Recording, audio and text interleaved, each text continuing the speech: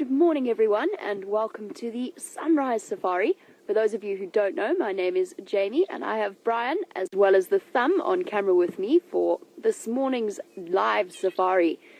Driving around on Jigga, Brent and Jeandré are practicing with a new technological toy that they have, so they may or may not make an appearance for this safari. We'll just have to wait and see. But either way, we have a wonderful morning planned for you all. And this is a live safari, so everything that you see on your screens is happening right here in real life on Djuma and Arathusa game reserves in the Sabi Sands.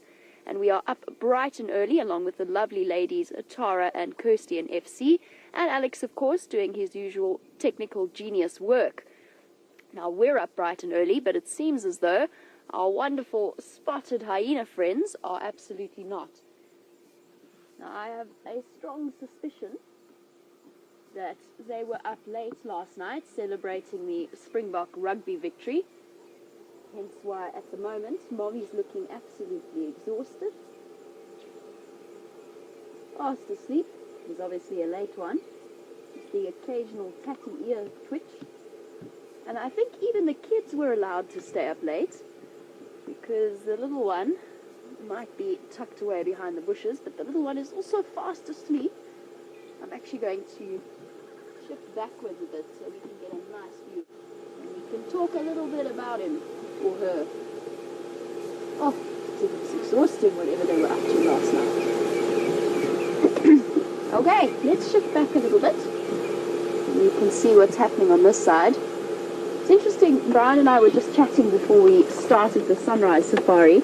It's almost like, I don't know how to explain it, but it's almost like this den site was engineered by a combination of trees falling naturally and elephants pushing them over. It's created such a perfect little playpen all the way around the den. We absolutely can't get any closer. This is where we have to sit, and it's like it was designed that way. And I think that Liam's call that the hyenas have moved to a better neighborhood or a nice neighborhood, it's definitely a good one.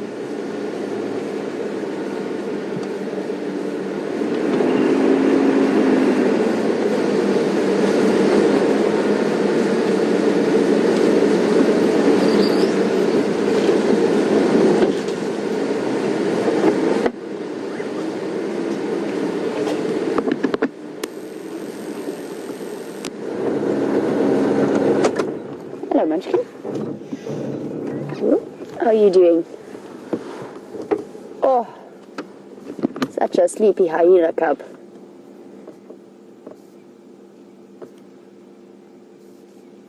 I was looking to see if maybe there was any sign of the other cubs, but they also appear to be fast asleep.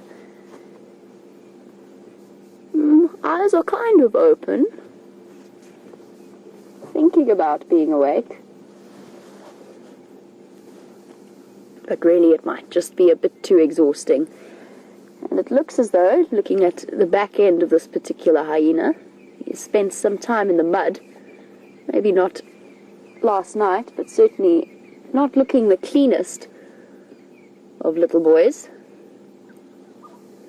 As far as I can tell, this is the older cub. Now, I've been reading up, because they are one of my favorite animals, I've actually been rereading one of my favorite books on hyenas. And in particular, reading up into the subject that relates to why these hyenas are so exhausted. Now, I got asked a question a couple of days ago when I was sitting at the hyena den about how much they scavenge versus how much they hunt. And I know that I've mentioned quite a few times that they are very proficient hunters. They are more than capable of performing great feats of hunting skill and taking down quite seriously large prey. But they are nocturnal predators, which is why these two are quite simply too exhausted for words. It might be a bit of a stretch to say they were celebrating the Springbok victory. They were out and about last night, roaming around to try and find food. Although this little cub is probably still dependent on Mom for milk, but ranging further and further afield. Now, the thing is, as large predators acting at night, that immediately puts them into competition with the lions of the reserve. Now, it's not as simple as saying that hyena hunt more than they scavenge. It depends on where you are in the world. So in Kruger National Park, which is what I was reading up on, there's a ratio of about 2 hyenas to every 1 lion. Possibly even smaller than that in certain areas. So let's look at our little clan here. There's 3 adult females that we see regularly. The mother of this cub, the mother that's lying down, and then another mother of the twins.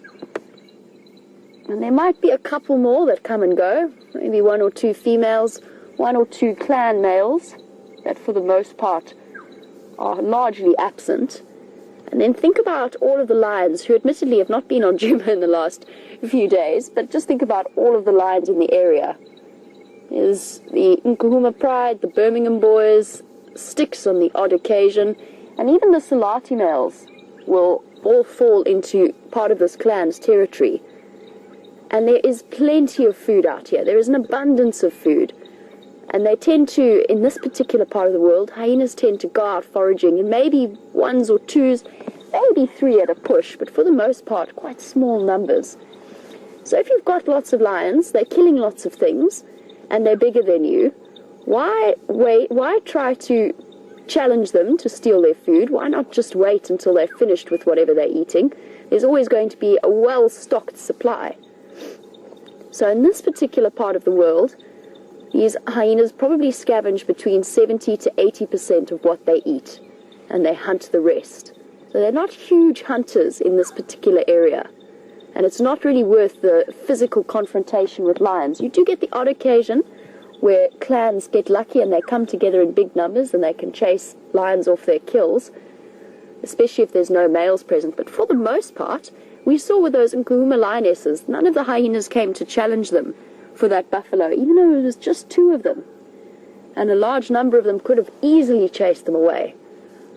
But if we go to somewhere like into Botswana, into the Kalahari, and the sort of northern western areas of South Africa and Namibia, just imagine that there's a ratio there of, say, 3 to 4 hyenas to 1 lion. Prey is really, really scarce. There's hardly any out there.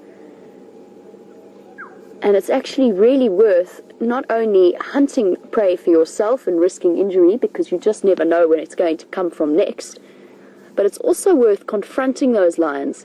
And typically the clans in those areas, they band together, they forage in much larger groups, and they're capable, because of their higher numbers, of chasing lions. And that's where you get those incredible photos of the conflict between spotted hyenas and lions, where they chase them off their kill, or try to, especially if there's only female lions. There's only lionesses present. And of course, they come with the added advantage that they're probably more intelligent than any other predator out here, barring maybe wild dogs. I think Brent and I would probably have an argument about that, but I would say they're the most intelligent predator out here. And so this little one that we're looking at here has quite an interesting future ahead of him. If it is a boy, which we suspect that it is, he's got another 2 or 3 years with his clan, probably about 2, 3 might be pushing it a bit, before he heads out and disperses into the wild.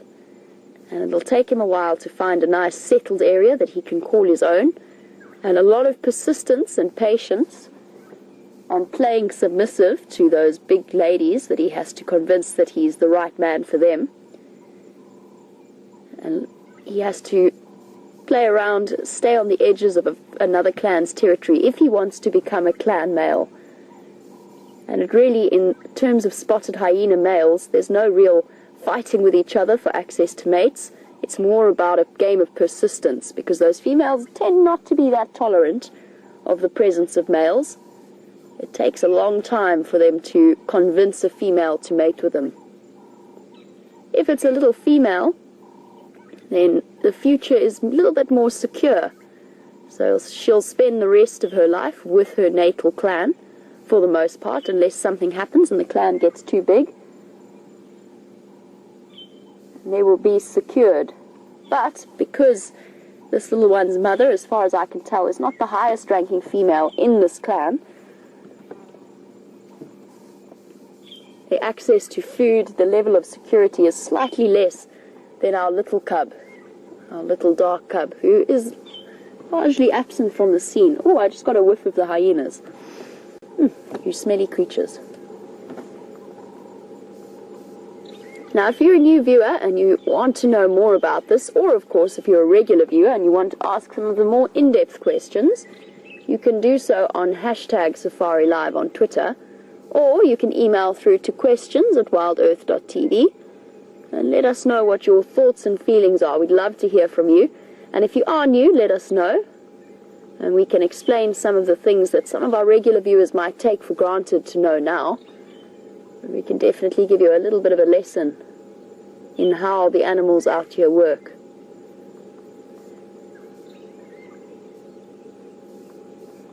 Now, apart from ears twitching, there's not much in the way of movement at this den. Might also be a little bit late in the morning.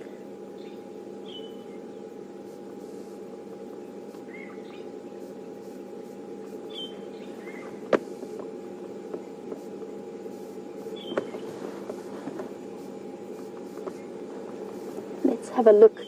Since we do have this little guy lying the way that he is, we've got a fairly good view of those enormous feet, already reaching the size of a small adult's feet. They grow very, very fast.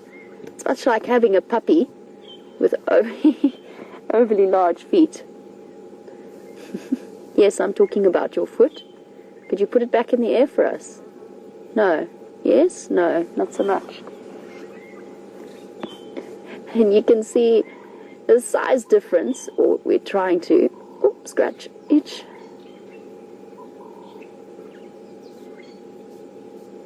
Oh, that was a lot of activity. I imagine they must pick up ticks and all kinds of parasites that make for some seriously itchy spots. Now, the way that he's now positioned himself makes it a little bit less clear, but there's a tremendous difference between the front paw and the back paw in terms of size. And that delicate sloping back. And the way that they move, they've got a slight slouch with those powerful shoulders and then slightly weaker rear end. And that, of course, as I've mentioned before, is such a perfect adaptation to the way that they move and the way that they cover ground. They've got so much stamina to keep them moving. And that's a way of living in competition with an animal that is essentially much, much bigger, easily double their size, and active at the same time and competing for the same types of food. They've got to be able to outrun, outstamina something like a lion. They need to have something that separates them in some way from that same ecological niche. So although they come into contact with other predators, for the most part, leopards can escape them and hop into trees. Although Shadow doesn't seem to be too good at dragging her kills up. Shadow, by the way, for those of you who don't know, is a leopard who is fairly famous for having her kills stolen by hyenas because she keeps leaving them on the ground.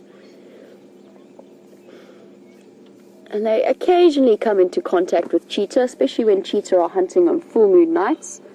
But for the most part, their main competition comes from interactions with lions.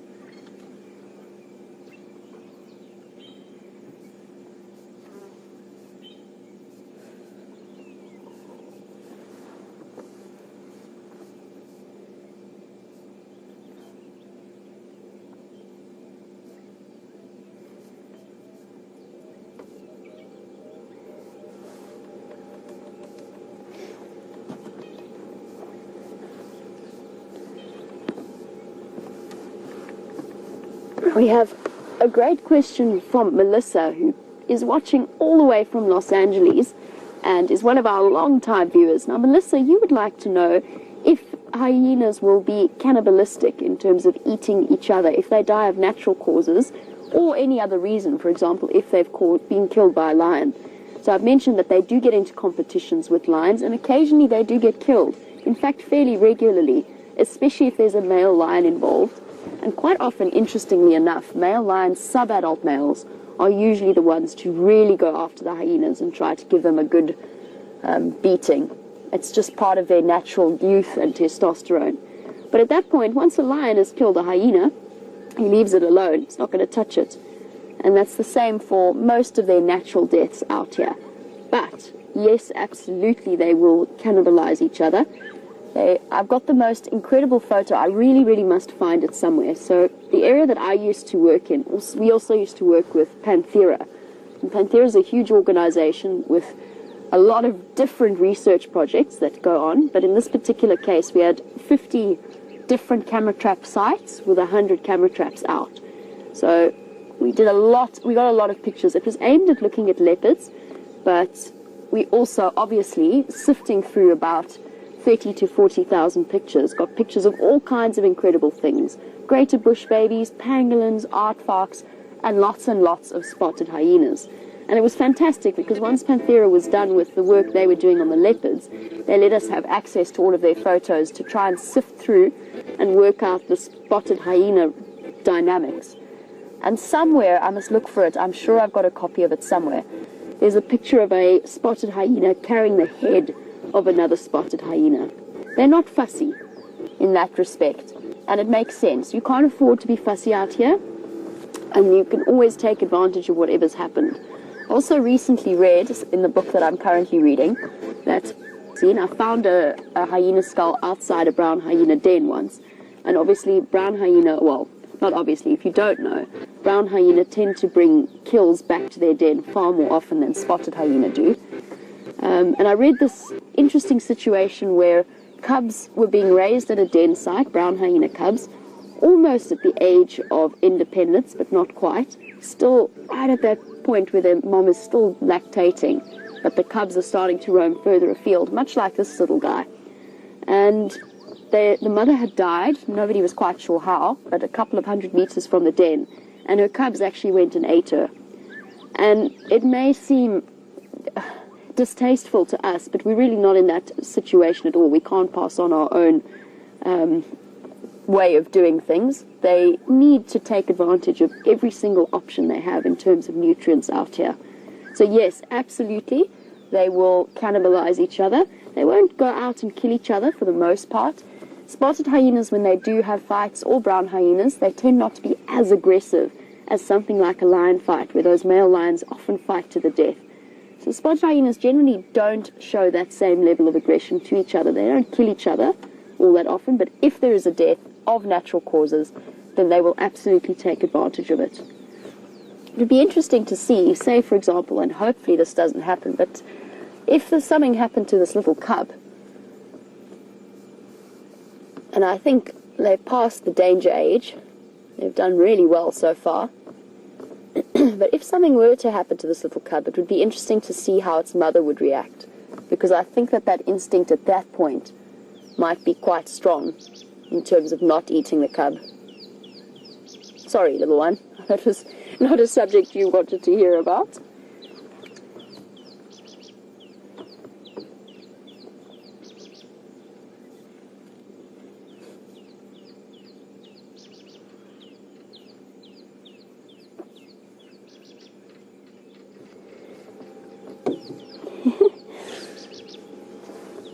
I think they're beautiful, especially when they're young like this. They're so cute.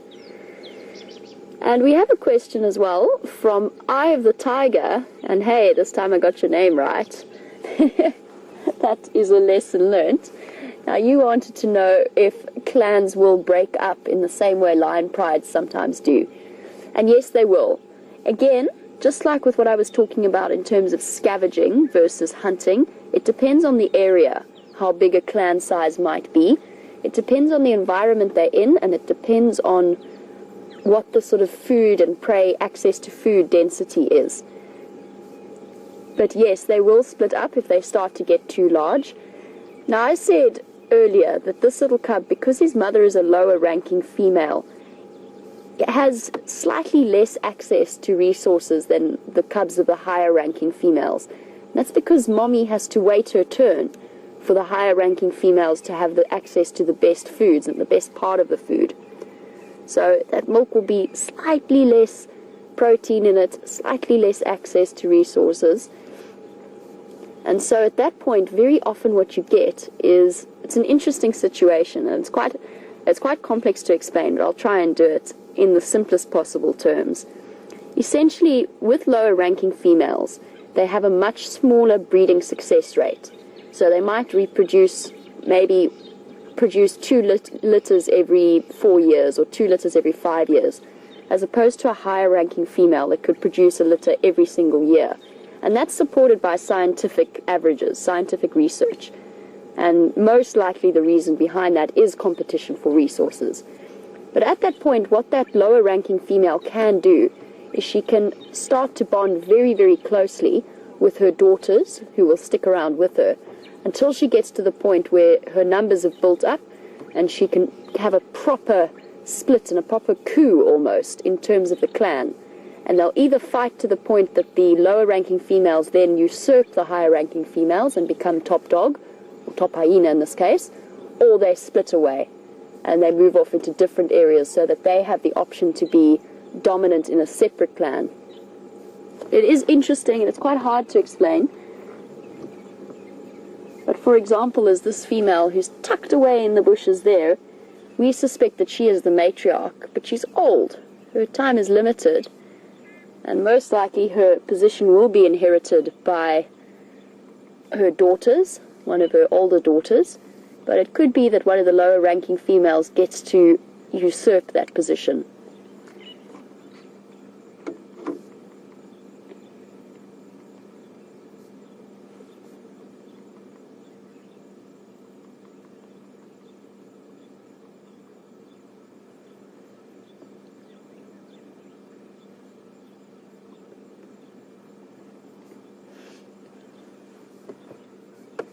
We see, when we watch documentaries of sort of Eastern Africa and areas around there, we see these images of huge numbers of hyenas moving together in clans. And Bugsy, you were wondering why this particular clan is so small in number. Well, first of all, we actually don't know how big this clan is. We know which females we see regularly at the den, that's because they've got cubs, and occasionally there's the odd visitor who comes around to say hello. But we don't fully know. This is the best way of getting an understanding, is to sit at a den site, but we still won't fully know how many clan males they have, how many young sub-adult females are wandering around and sub-adult males. But yes, it is smaller than some of the ones that we see out in different areas, and it's a combination of habitat as well as the access to food and resources, how open the area is, how many lions there are.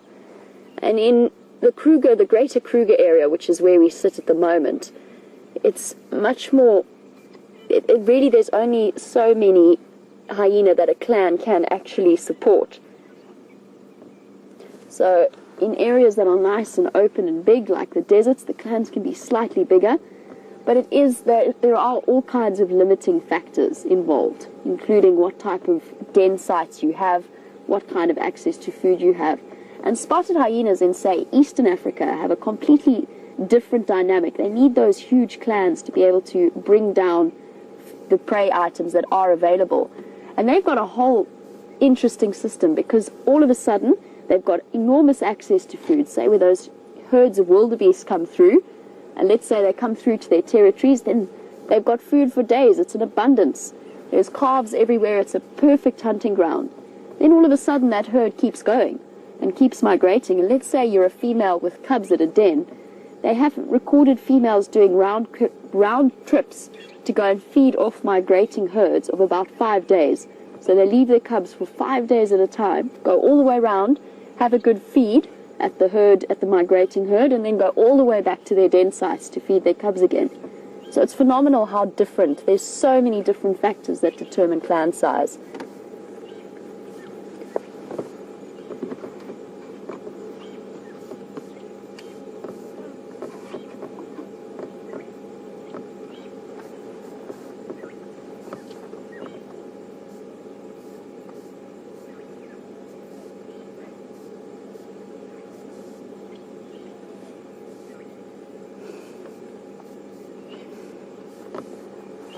Little cub is giving us That's thorny, you silly thing.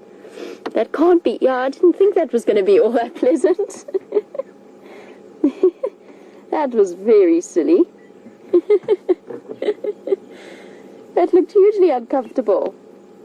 Oh, and I must tell you something, those thorns itch and burn for ages afterwards. You silly thing. That was very, very silly. But that little cub gave us a great showing of its little teeth. Where are you going to go? What are you going to do before I reposition? You can see the reticence there in actually approaching that female. It's not his mother. I'm going to move off, maybe to find some shade, or maybe a stick to chew on that doesn't have thorns. You silly creature. Where are you going? Shift forward a little bit, see if we can stick with him. Because he's up and about now. Might be doing something interesting. Where are you going to go? Now, I was going to say that Molly wanted to know about his teeth, or roughly how many teeth hyena have, especially since it gave such a good example of using them. Oh, Wendy doesn't like to turn all the way to the left. And Molly, I'm going to answer your question in a moment. I just want to try and loop around to stay with this cub and see what it's up to.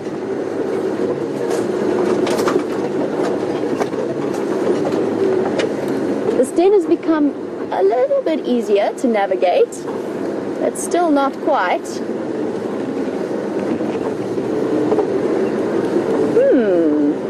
Away from the den site and off on an adventure.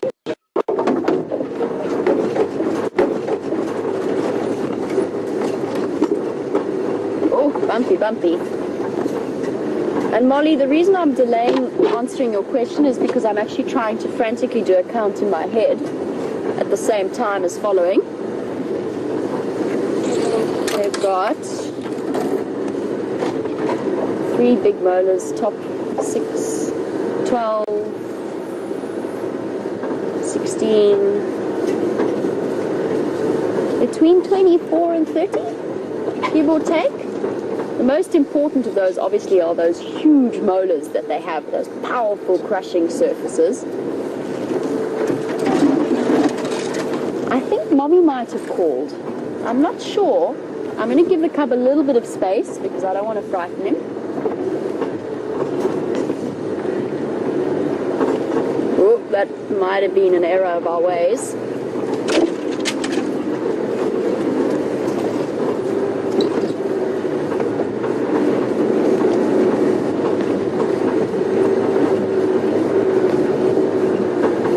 He goes on an adventure where we cannot follow, unfortunately.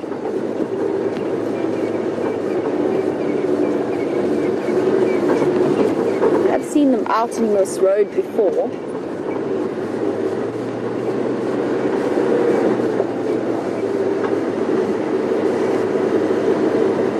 Still see him. And I wanted to just see if maybe Mom was coming to say hello.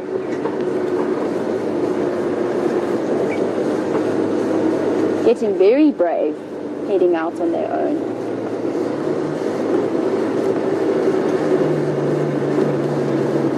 Oh, he's disappeared.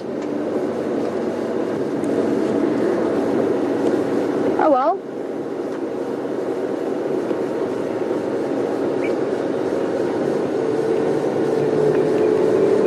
Well, our hyenas have disappeared, or at least our hyena cub has disappeared. And the matriarch shows no sign of moving herself from beneath her comfortable tree. I think we shall carry on and see what we can find.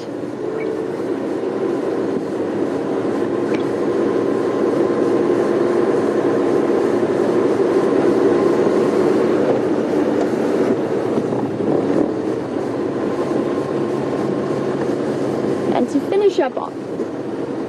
to finish up answering Molly's question, I did do a frantic count and came to the conclusion it was between 24 to 30. It's quite a broad answer. I could probably do better than that. I'll have a look for you in a moment, Molly, when I next stop. But it's somewhere in that region. And I said the most important ones are those big crushing molars. They've got 2 sets at the top 2 sets at the bottom, and they provide that perfect crunching surface. And they've got those enormously broad heads that are really so useful in terms of providing the muscle attachments they need for that crushing power that they have. Then they've got the usual canines, not as big as something like a lion or a leopard, but still very firmly rooted in, so that when they do hunt their own prey, they can catch them that way. And then a couple of incisors for not only getting those bits of meat off the bone, but also having a good scratch every now and again. Nibbling just the way that your pet dogs might do when they use those front teeth to just nibble at an itch. I just heard a report on the Game Drive channel. I just want to confirm that I heard correctly. Leaving Missy Kyle Aubrey's Road open lock. Craig, what was that update about Ngala on Arethusa?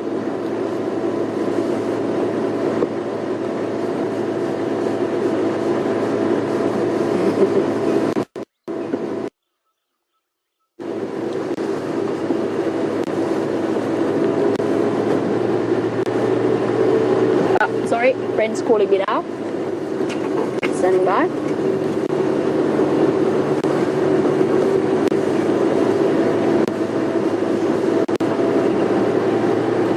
Copy that, thank you. I think we need to go and take a trip to Arethusa, because I believe there might be some action happening there. I'm not going to speed across though, because I know that there are lots and lots of vehicles moving towards that sighting. So we're going to be taking probably about 4th standby or 5th standby. But let's cruise along, see what we find along the way. I do need to get onto Arethusa though, so that I can call myself into that sighting. Let's go find out who's sitting west of the Arethusa airstrip. And it's not Shadow. I know that some of you who were watching the Sunset Safari know that yesterday Bryan and I scoured that place. It's not Shadow.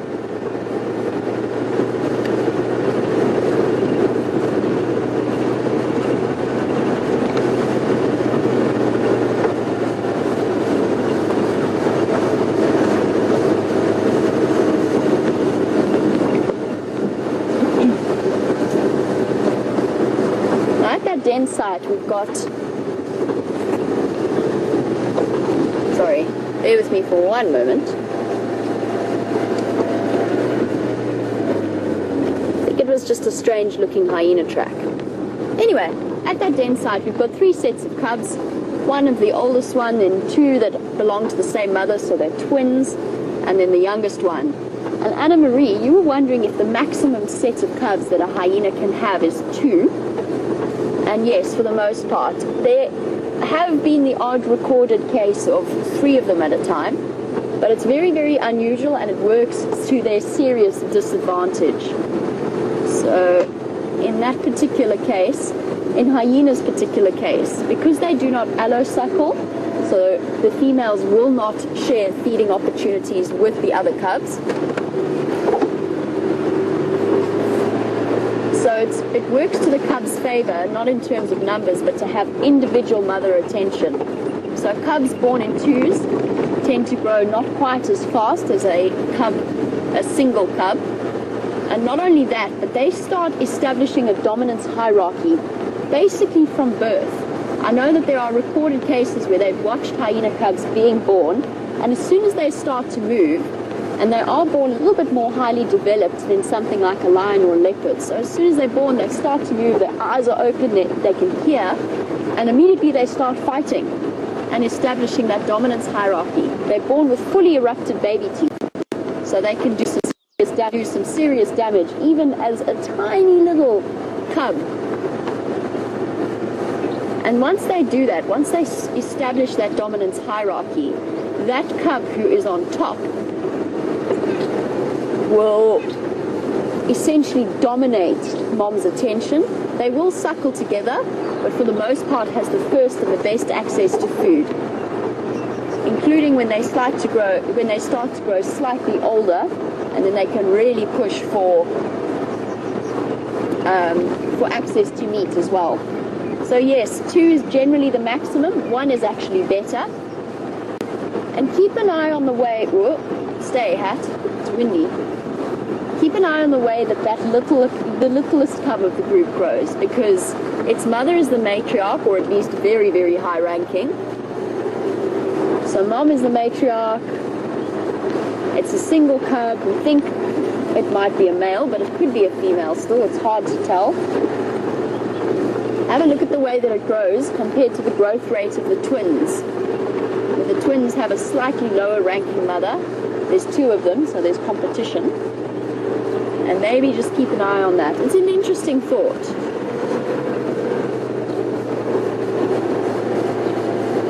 And one more thing that I read and that I learned, just while we're talking about mothers and the way that they care for their cubs, I've said to you that they have the highest nutritional value in their milk of any animal out here. And in fact, they have the highest nutritional value in their milk of any carnivore, barring a polar bear, which obviously really needs to fatten out the cubs before it gets to give them a nice insulating layer, or a seal. So it's the 3rd highest of any carnivore on the planet in terms of nutrition and protein content. Interesting.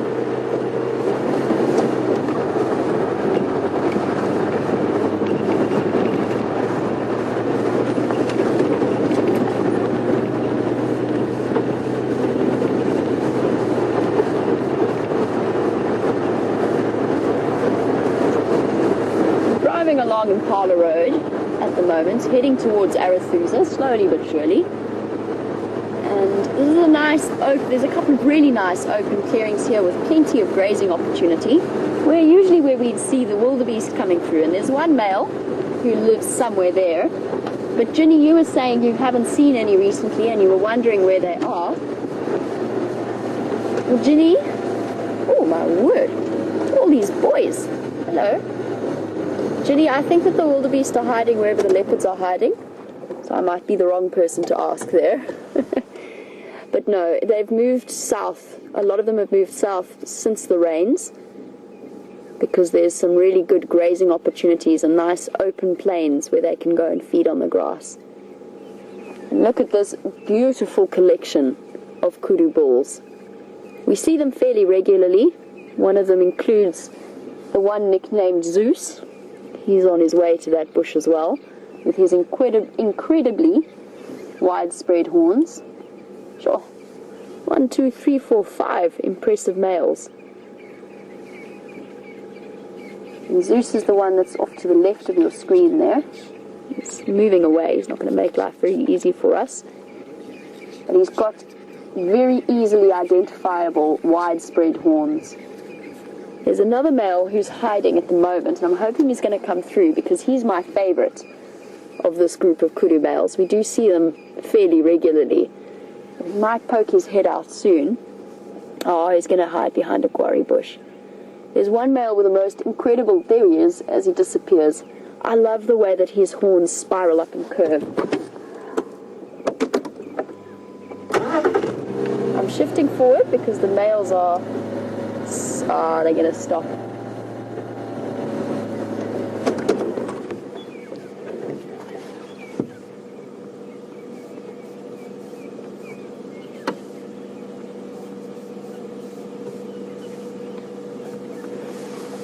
Beautiful big kudu bulls.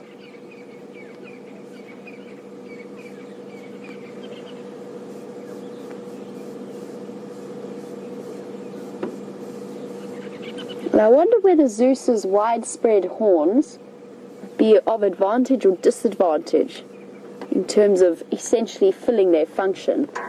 I'm not going to follow those kudu because they're just going to keep running away from us as we go through the bush. That block is very, very thick. So they've moved into a point of safety. They're going to hide away there, especially because it is windy. And any attempt to try and follow them is just going to keep them moving slowly away from us. Anyway, I was trying to work out. So kudu bulls have horns purely for mating purposes and display purposes. Those curved, it's not really a weapon per se. They're not going to be able to defend themselves from lions really well with them. But I wonder in terms of, there's very common stories of kudus getting hooked together when they fight. And a lot of them have died. There's an incredible statue in Skukuza in the Kruger National Park of 2 kudu bulls that were locked together by those horns. And you can imagine with those curves, how if they get them at just the wrong angle, they twist together and catch, and then they can't get away from them. And they can die that way. I'm just wondering whether Zeus has a bit of an advantage in that his horns spread out further, so he's unlikely to get caught with any other male. But then, it's not the easiest to have a proper clash, I suppose. He might leave the middle of his head open to any kind of attack. I don't know, interesting point. I don't know the answer, I'm just thinking about it now.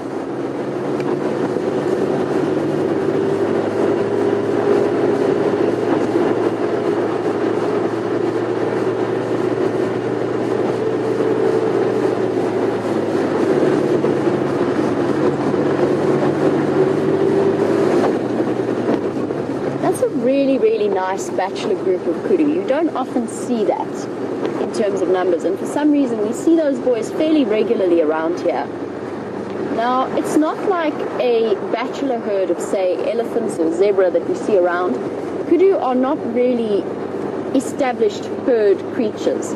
They'll live together in groups, but they're also fairly, like giraffe, they're fairly relaxed about that. So they'll go off on their own, and they'll come back together. There's no real fighting or dominance or anything like that, or even a harem system in the same way that zebra have. Essentially what they're there to do is to keep an eye on each other and maybe practice sparring with each other, but for the most part there's not much in the way of a hierarchy. They don't have territories. They only really fight when they're competing, much like giraffe, when they're competing for a female in estrus. That being said, there's 2 males there. There's Zeus and the one with the really curly horns that I pointed out earlier that I said was my favorite. Not sure if maybe you can think of a good name for him, but I really like him. But those 2 are the biggest bulls in that group, so they'll naturally be established as the dominant males in that they're just bigger. And in terms of horn growth, those 3 twirls that they have establish them as a fully grown kudu bull, but they will continue to grow throughout their lives. And there are different genetic strains, so some kudu will be bigger than others, they will have bigger horns than others, but for the most part, it's just a sign of age when you've got those nice big 3 curl horns. It's not really like with lions' manes showing nice high levels of testosterone, especially when they're dark in color.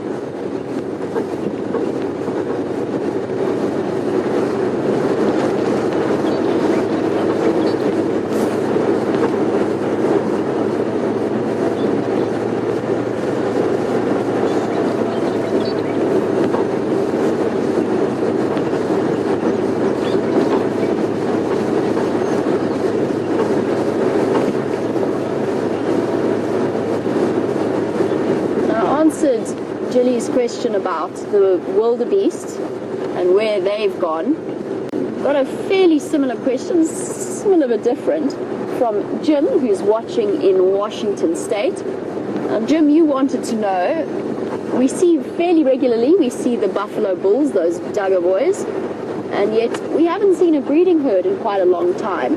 And the reason why I said it was similar to the wildebeest question is I think that a lot of them are moving in areas where there's nice open plains of things like buffalo grass, which will be more towards the south or around the river systems and that kind of area, where I think they've had fractionally more rain than we have.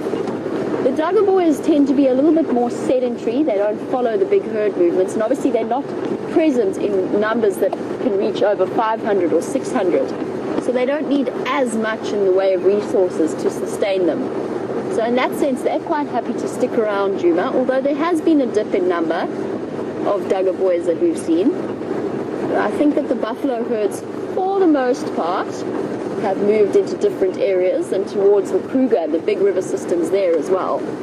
That being said, Brent did call in that he had a breeding herd crossing close to Gowrie Gate, which is where we enter the reserve, and onto Simbambili. So they are still around. I think we've just been caught in a little bit of a vacuum right now. And those buffalo that crossed over last night into Simbambili were probably the reason that we heard the Salati males calling from close to Gowrie Gate. And I know that Brent headed there first thing this morning to go and check and see if there's any chance that they might have popped their heads into Juma. But it doesn't seem to be the case.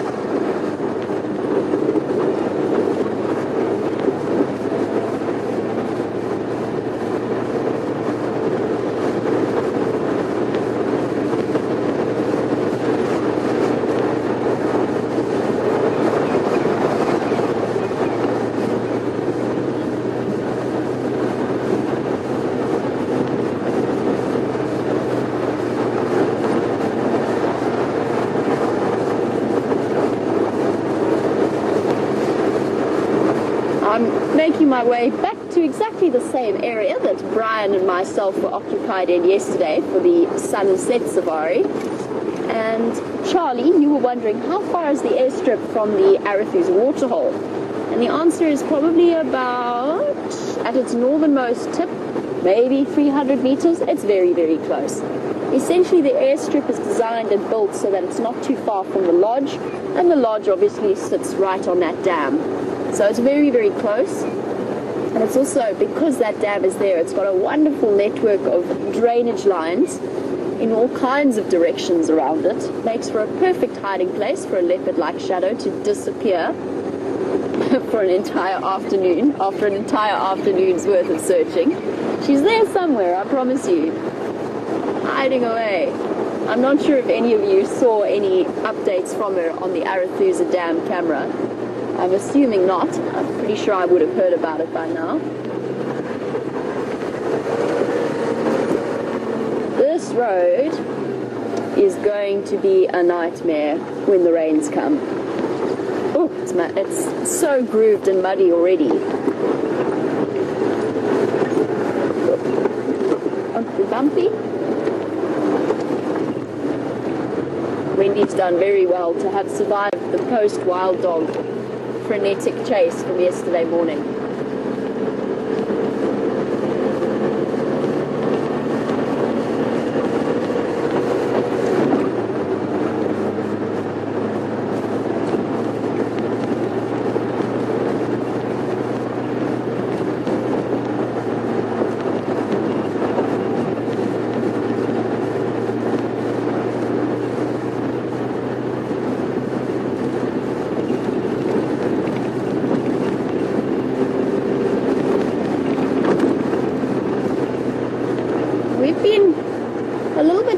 On lion sightings over the last few days. The Birmingham boys have caused so much chaos that the lions have kind of scattered in all different directions. And John, you were wondering if I have any updates for you on Junior, the Nkuhumas, any of the lions around us.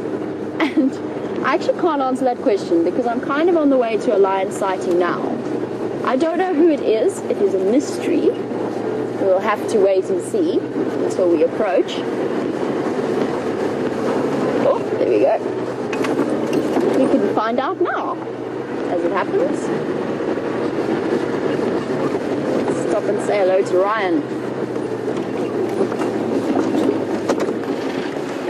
Morning, morning. Hello. Hi, guys. So to answer your question, yes, there are female guides. Hi. I'm Jamie. Thank you. How's it, Bryan? How are you doing? Good. Good, thanks. Yeah, about the Ngala. I'm going to head there now. What's the standby like? I don't even think there is one. I'll find out for you quickly. Oh, cool. Thank you. Station unlocked with the Ngala, right? Vanna. Right. Who's controlling Mama there? Everyone with the Elephant. Les? While ago. Rhino. Elephant. I think there's a second available, sir. Cool. Perfect. Thank you. If I get anything better, I'll give you a shot. Wonderful. Thanks. Is it the airstrip? Western side of airstrip, is that On right? Central. On Central. So not far from the airstrip. As you go up Central, you'll see the Tsalala. Perfect. Thank you. Well, as long as I know how to get close, then I can get the radio to work. Okay, cool. Cool. Cheers, guys. Bye-bye. Alrighty. Good news. So we've got a second standby, so we can make our way slowly. I know exactly where to go, so there's no stress there. I didn't ask Ryan who it was because I kind of want it to be a surprise as well. I'm quite interested to see who it might be. Are those the same kudu? Surely not.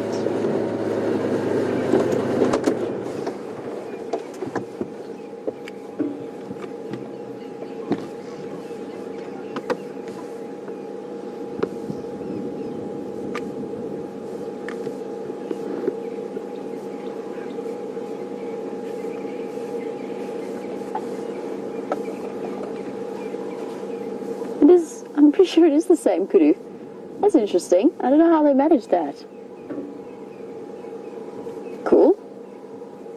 Ducked in front of us somehow. That's pretty impressive. We weren't driving fast, but we were covered quite a bit of distance between one kudu sighting and the other. Maybe it's another group. One of them looks very widespread though. Beautiful.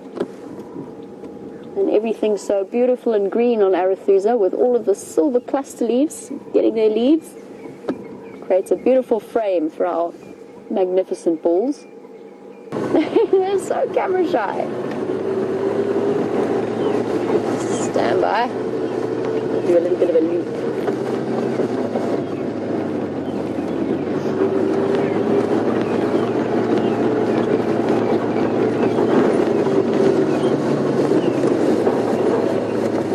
Stop here or she's going to disappear. Very interesting ossicones though. Whoa.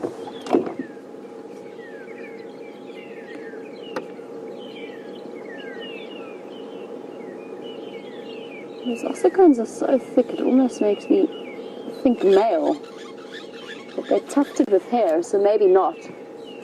But interesting the way that they've grown together like that. There's a female, although she does have quite thick ossicones.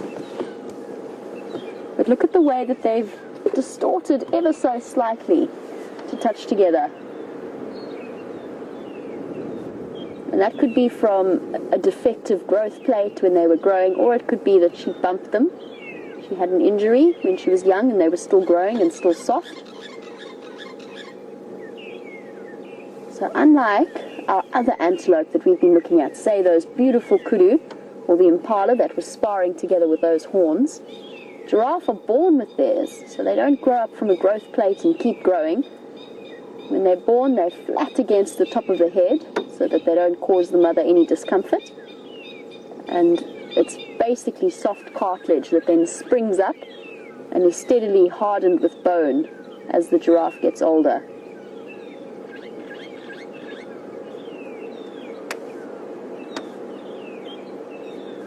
There's something about knobthorn clearings that the magpie shrikes love. So if you're hearing all of those whistles, they're making a tremendous racket. That's what it is.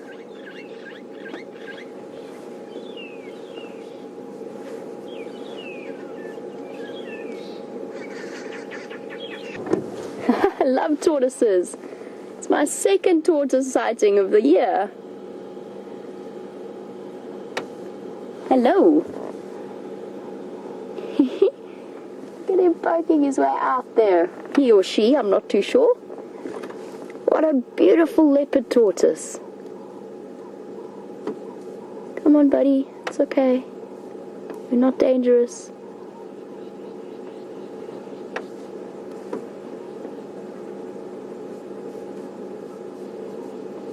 Here we go. There we go. Poking head out. Oh, Bryan, sorry. I know our tortoise is just popping out. Can we pop one more bird onto our bird list before it disappears? Here you go, guys. Just quickly. Cocqui francolin with that bright orange head. Don't always get to see them. That's why I'm distracting us from the... That's the male. He disappeared off. That's why I just had to rush us away from our tortoise sighting quickly. But that's okay, because our tortoise isn't going anywhere. Our Cocqui francolin have now disappeared. Here you go, getting braver. Definitely getting braver. And after a long winter spent estivating, so slowing down a metabolism, essentially hibernating, but not quite as dramatic, we're starting to see them come out once again. Now, I'd love to go and investigate whether or not this is a male or a female, but as I mentioned with the other tortoise a couple of days ago, here we go. Oh, there he goes. Look at the way his legs move. They're the best. Look at the spines on his legs, that hard armor. Those outside bits are what he's going to use to protect himself. If I move slowly, then they won't know I'm here. I'm going to just slowly amble off. Maybe just turn my back on you guys. You'd be surprised how fast they can move when they want to.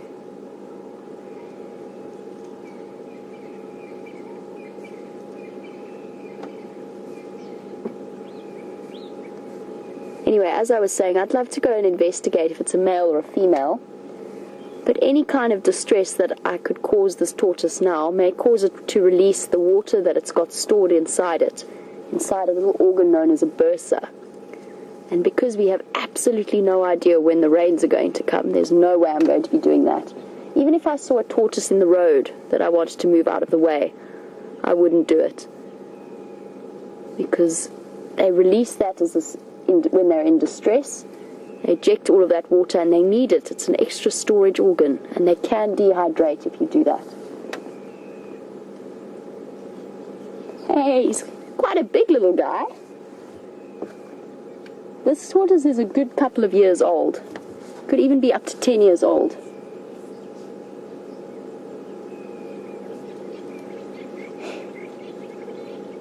Well, Susie, I'm so glad that we could make your day today. I love tortoises too, and I know that you've been after a tortoise sighting. So there we go. We've had one. He's going to be shy now and disappear under the sticks and the grass, but still totally worth it. I'm so glad that we got to have this leopard tortoise sighting. And let's chat a little bit about tortoises whilst we're on our way. I just want to make sure that I get to that lion sighting within my standby position. So we're going to have to leave our tortoise for now, but epic, we're going to be seeing more and more of them. I can't wait. I love tortoises.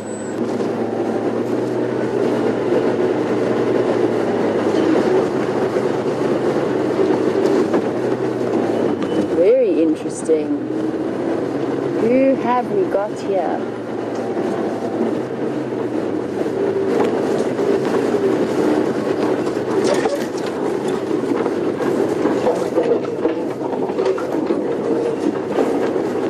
Oh, somebody's looking a bit injured.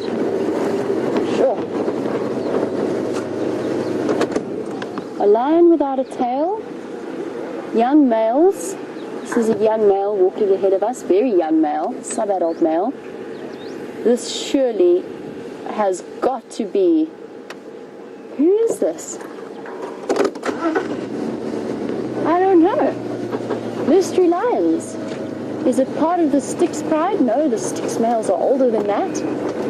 Is it one of the prides that's been pushed out maybe by the Matimba males from Londolozi?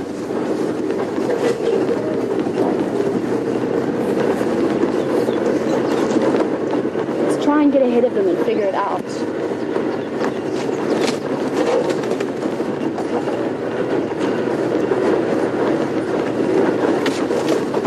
Bit of a thick block in here. Oh, Wendy doesn't like things to go all the way to the left.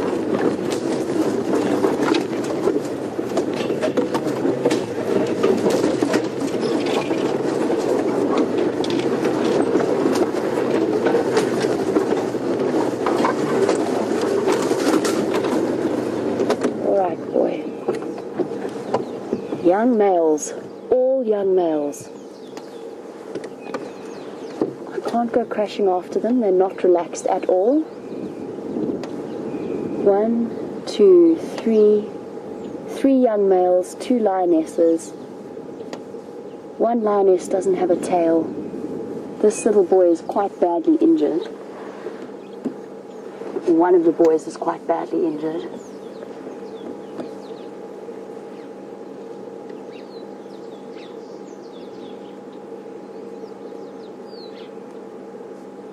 My goodness me. Well, that was unexpected. Here was that lioness on the right without a tail.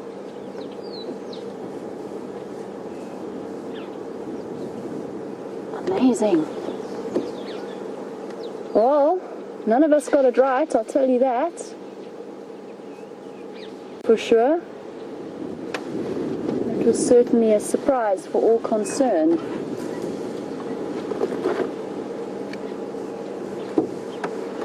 I'm just going to wait for Craig to finish repositioning before I start my engine.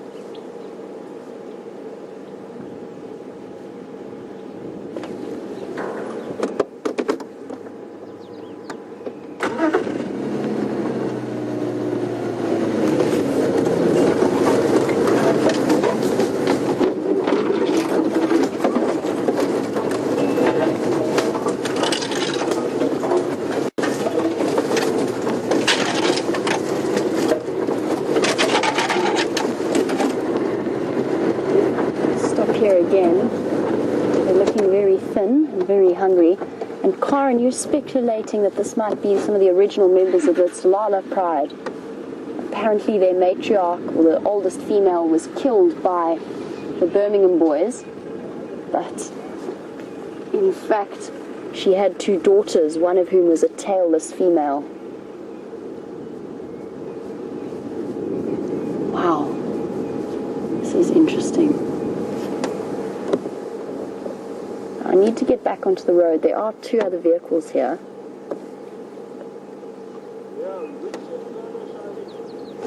I want to try and stay with them. I'm hoping they're going to lie down. They're getting close to our boundary. I wonder if these guys haven't been, if it's the Tsalala pride.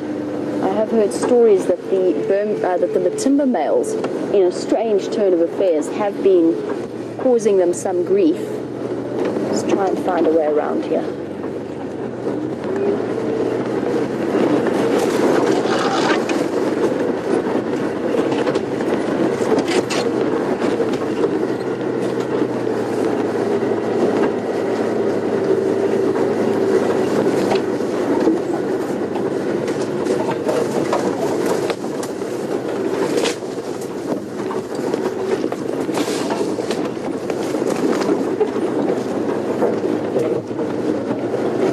As relaxed as some of the other lions, so we've got to do it carefully.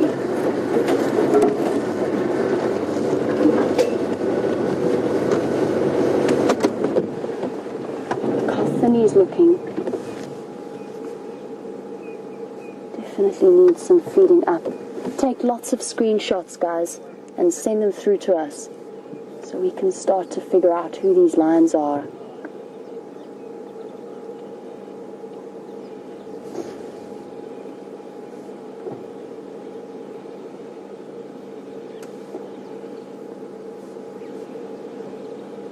Shame, boys.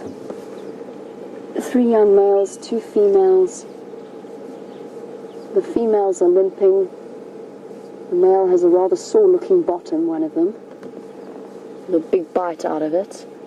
These guys have definitely been in some kind of conflict, and most likely with other male lions. It could be the Birmingham boys, it could be the Matimbas.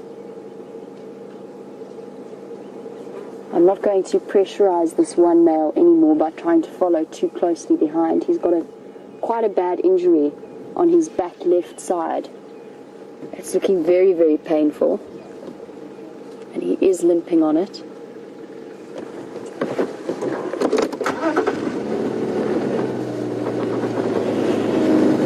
We're going to struggle here in this thick block.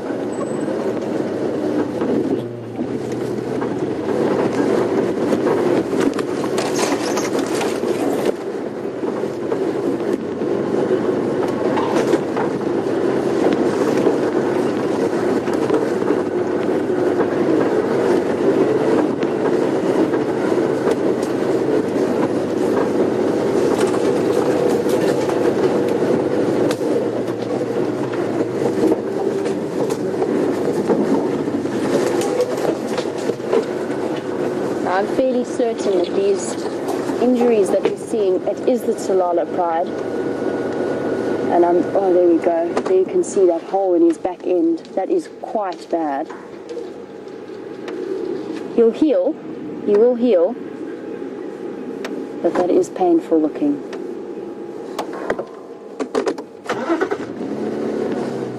I'm pretty sure this has been caused by the Matimba males. They have been causing a little bit of havoc.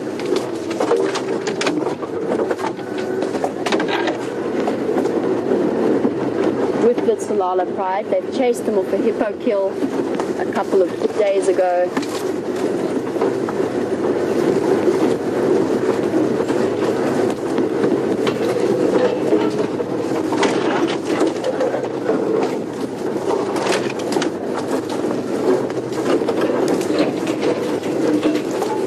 Shame, and they've been uprooted from home.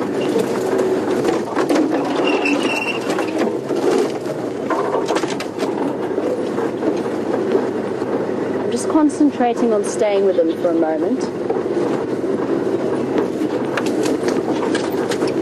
I'd love to be able to get in front of them, but there's two vehicles on the road, so I can't.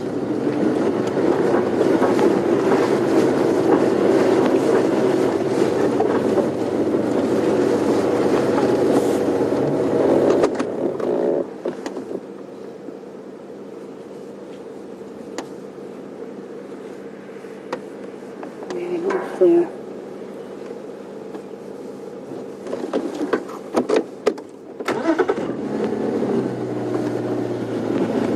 They should be coming to a nice open clearing soon, which will help matters a great deal. But what an interesting, unexpected find. I don't know if any of you saw that coming, because I certainly didn't.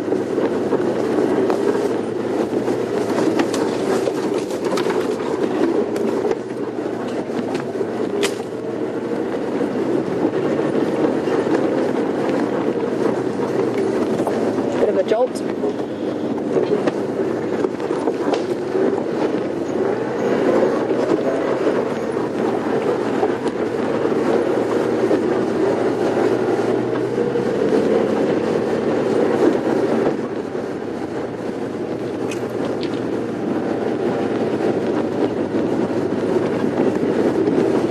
I'm going to find us a nice position. I'm going to try and loop around ahead of us. Ahead of them. Which way are they going? They're coming parallel towards us. You can see with all of this monkey orange, we're not going to be able to stick with them this side. But there is a road that goes off, and they're going to come out that side. Let's go around. Let's loop around onto that road. We'll catch them there.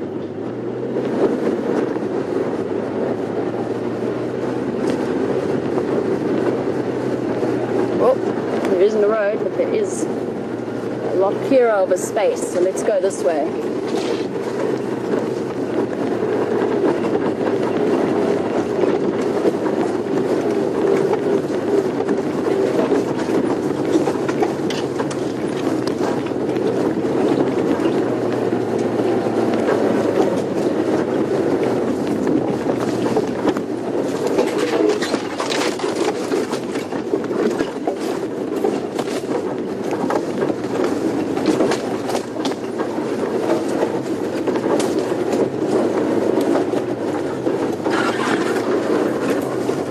Bryan.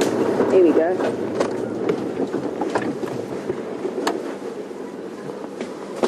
Lots of screenshots, everybody. Let's have a look and work out who these boys are. Oh, bless you.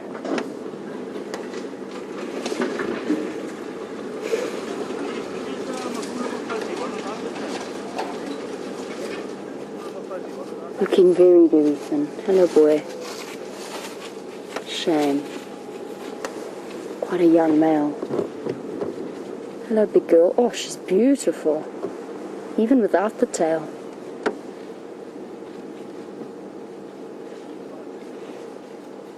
Here's the other female gone. Up ahead of us, I think. So apparently both her mother and herself, they both lost their tails to hyenas.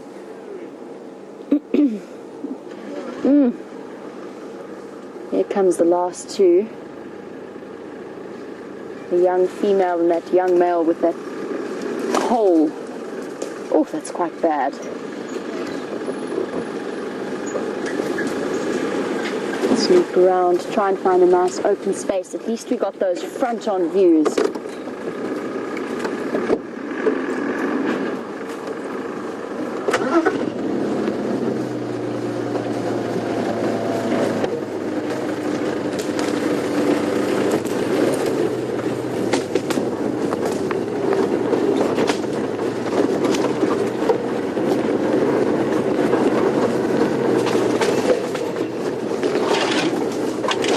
Loop back around them, but whilst I do, a big thank you to many viewers, including Georgianne, Sheila and Blair, who were helping to share the Londolozi reports as well as to help us figure out who these lions are. Luckily we're coming to a nice open patch now, so we should be able to get them in clear view.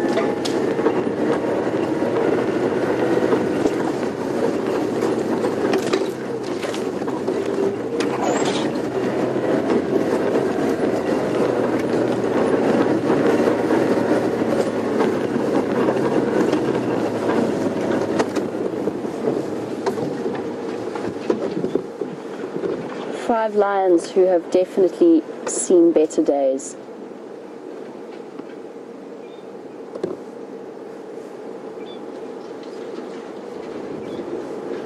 Trying to work out where they're heading to. Luckily they've turned north, so still within our boundaries.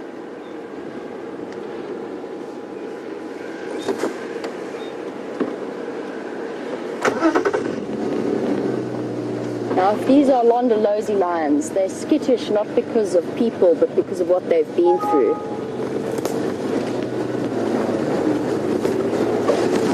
Watch your heads, everyone.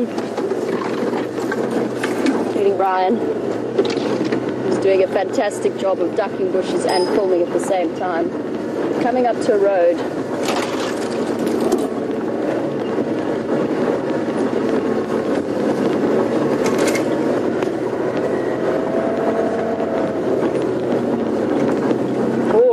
This drainage line, we're not going to be able to follow them.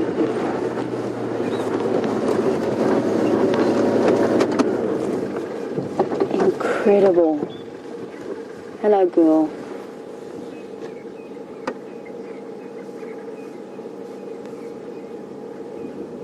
There is an enormous eroded patch, but I think they're going to the dam.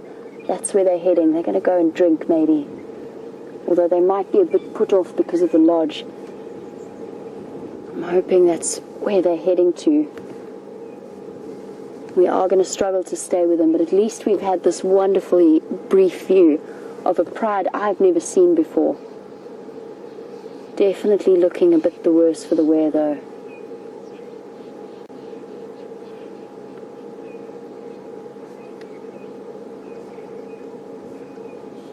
Wow. There goes our tailless female.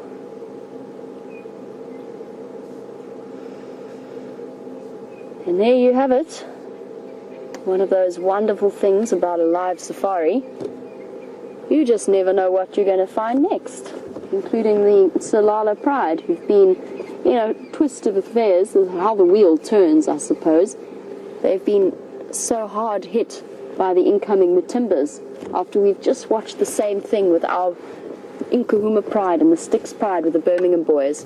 You can see this drainage line here is going to make life almost impossible to follow them down into it. So what I'm going to have to do is try and loop around. If they don't come out on the other side, then I'll have a walk in the block and see if they're around, but we can't follow them in there.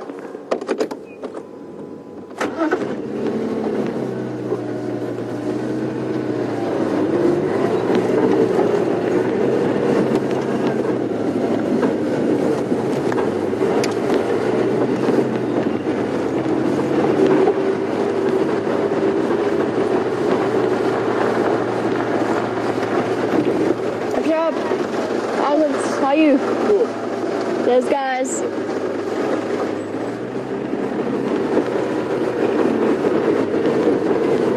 They're moving down. down into the donga there. I can still see them, but I cannot drive in the eroded areas like this. Oh, plane.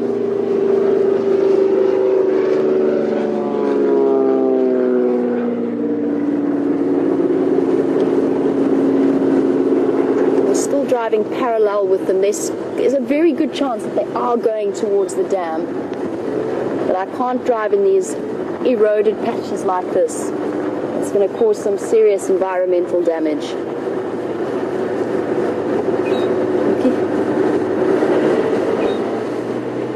Okay, let's find our way around. See if they pop out the other side. So glad we got there when we did.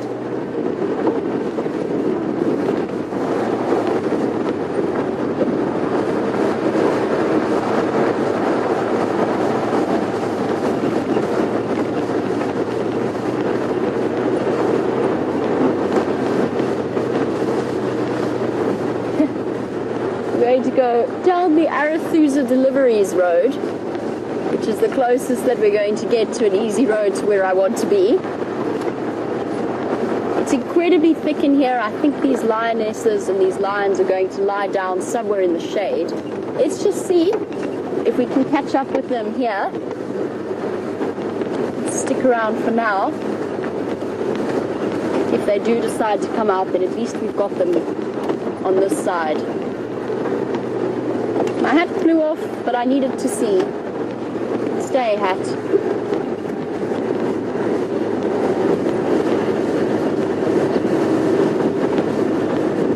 Oh.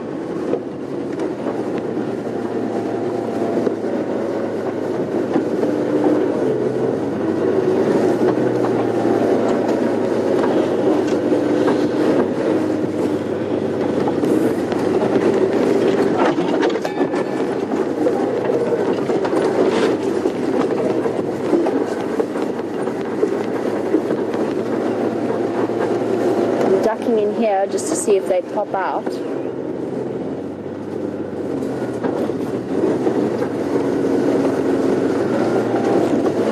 Slightly less eroded on this side, so we can drive here.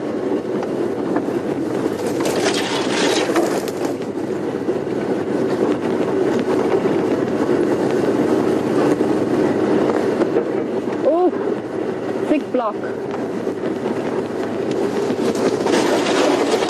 It's at every turn by trees.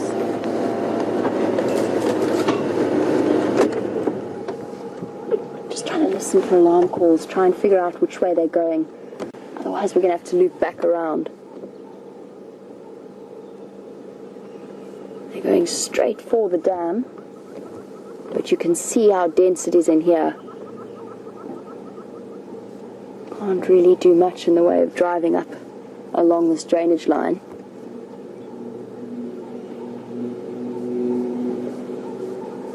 Okay, let's keep going. Carry on with our search for these mystery lions. What an exciting morning it's been.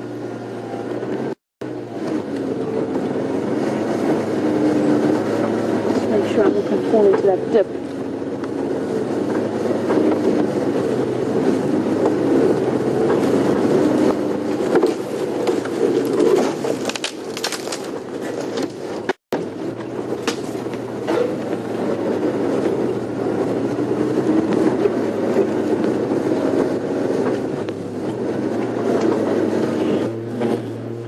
I think that given the thickness of this block and the fact that I'm going to try and concentrate on figuring out where these lions have gone and what they're up to, I do know that Brent is out and about and he's available for a little while this morning to say hello to you all and to give you an update on his morning. So I think for now, let's head across to him, and it gives me a chance to just try and relocate these wonderful quirky lions for you. And I'll catch up with you a little bit later.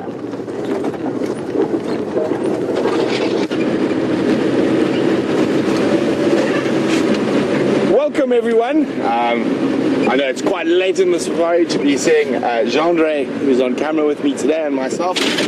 My name's Brent Smith. We are out testing some really incredible new equipment that will hopefully... Oh, the Warburg's eagle being chased by a fork-tailed drongo.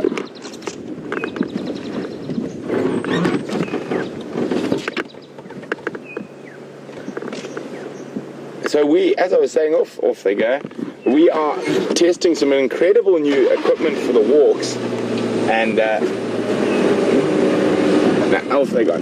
And unfortunately, it's so super secret and exciting, we can't even show you what it is, but it will definitely make a big difference and add another incredible facet to our already bustling team of different gadgets. And believe it or not, they're even brave enough to let me touch this gadget. So you guys are going to have to wonder about that. So you can just join us for a little bit while we move around to look for our next little walking area that we're going to go into. So we've been moving around different parts of the reserve and checking for different things. We did find some lion tracks early this morning, but they crossed out of our area following a herd of buffalo. So hopefully they'll come back. And there's a report, African harrier hawk.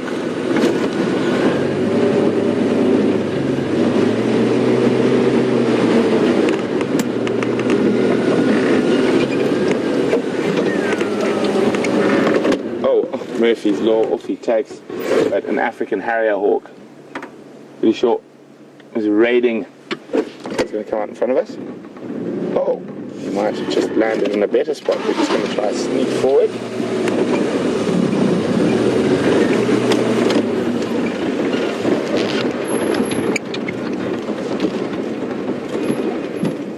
And off he goes. So it is very windy at the moment, which is making us, all the birds at least, a little bit difficult to sit. They're sitting and moving quite quickly, a little bit nervous. Quite a lot of the general game is also quite nervous in this wind.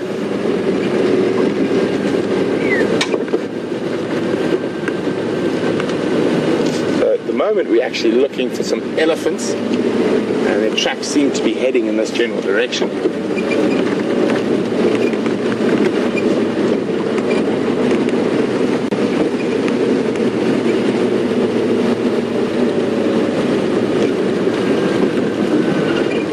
Seem to be eluding us after days and days of elephants everywhere.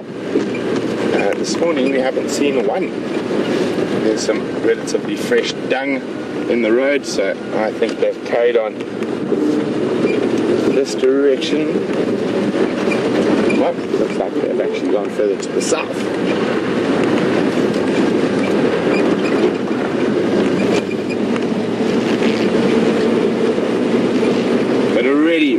Really hot and warm.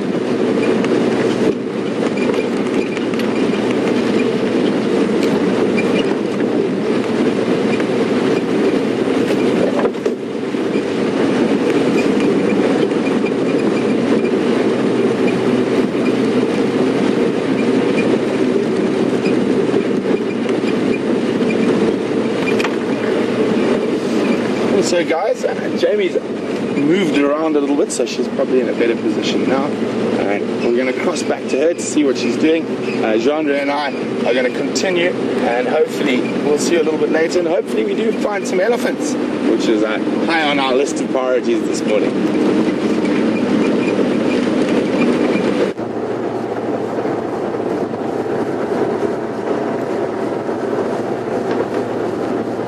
And you found me exactly where you'd left me. I've done a full loop. They haven't popped out yet. They might have been looking for a place to go flat in here to hide away in the shade. They might also be heading towards the dam still. So I've done another big loop and I've come back to where we were. I'm going to head towards the dam now. I did hear some francolin shouting off in the distance. We haven't lost them yet. They could well still be here for the moment. And I'm sure that they are hunting. It could be what they're doing now, whilst they're on their way to the dams, keeping an eye out for any potential sources of prey. But they are looking thin. They need to feed soon. But just bear in mind how resilient lions actually are. I think they're hunting. I'm not going to reposition. They've got that dead still look in their eyes. And the females, oh, here comes a female. They've spotted something. It could be people. We're right next to the staff village, so they might be looking at people. But I'm just going to give them a moment. Obviously, with them in this condition, or any lion, I don't want to do any kind of sabotaging of their hunting efforts. Squirrels are shouting, babblers are shouting.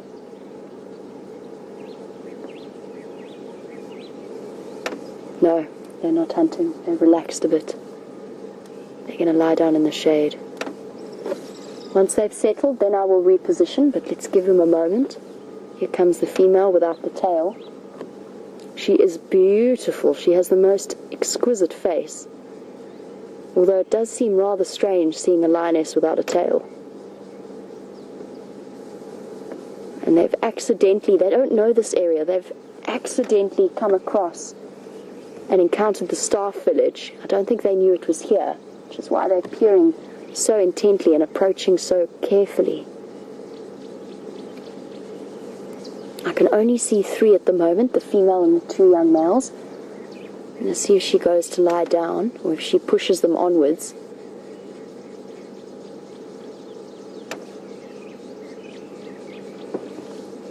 Now, I know that they're looking thin and I know they're looking injured, but don't forget how incredibly resilient lions are.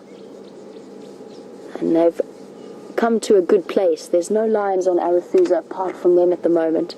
There's plenty of prey around. And the dam is a good place to come as well, because there's lots of animals around.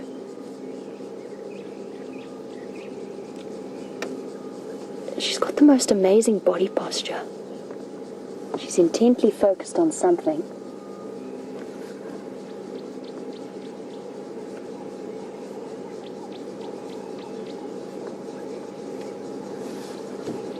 She's sniffing the air. She's moved slightly out of my view. It's so interesting. I'm so used to reading their body language by using their tails. And now we have to rely completely on the rest of her body language. Her ears, her structure, the way that she's looking. There's a whole family of warthogs behind us that Bryan's just pointed out. They haven't noticed the lions, I don't think. The lions haven't seen them. Our warthog...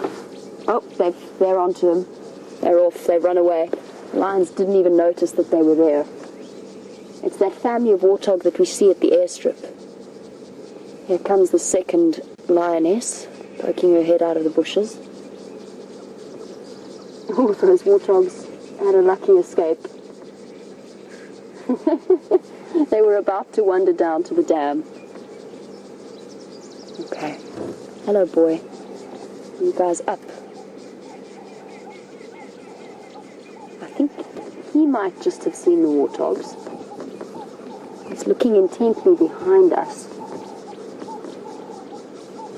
He's not going to follow up. A warthog, believe it or not, even for a pride of lions, can be quite a struggle. They put up a serious fight. They're heading towards the dam.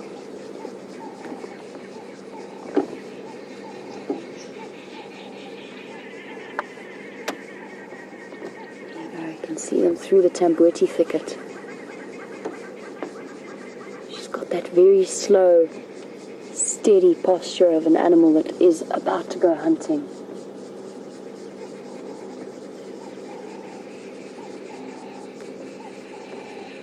Can't really see them from our perspective, but we can watch this male's behavior. He's not as intently focused. And at the back, coming through, is the injured male. Had a bit of a head rub with the female there. She's coming through. These young males are probably only about 2 years old. And this is probably their first experience with marauding males coming through.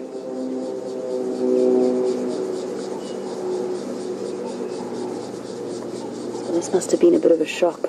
Female standing stock still. You can see how careful they are in their movements. This is completely unfamiliar territory to them.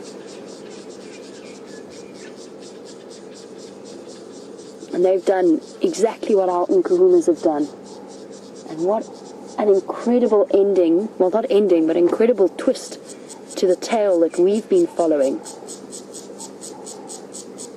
The Birmingham boys kicked the Matimba males out and they terrorized the Sticks and the Nkuhumas. And in response, the Matimba males moved to Londolozi, and the Pride is going through exactly the same thing and responding in such a similar way to the Nkuhumas. The Nkuhumas split away, tried to flee,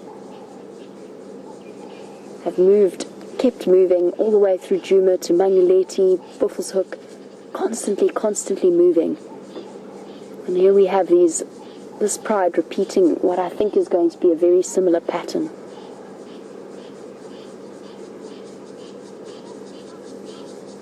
This could well be mother and son. He is, because of his injury, he's very attentive to the presence of the vehicle. Now that he's lying down, I'm going to try and shuffle closer. Oh, no, he's going to keep moving with her. Let's just let him get up in peace for the moment. You can hear the squirrels frantically shouting, letting everybody know that there's lions here. And I think he just wants to lie down and rest that sore leg for a while.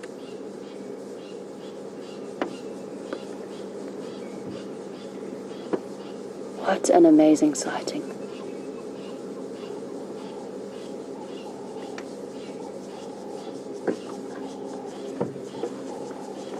I'm going to shuffle closer a little bit.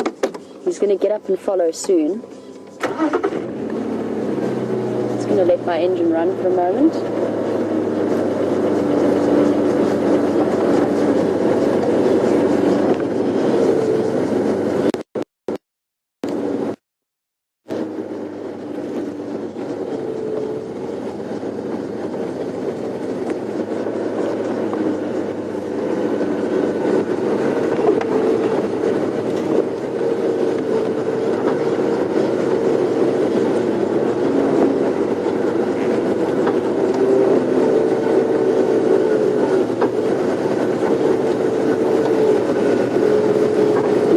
Directly at him.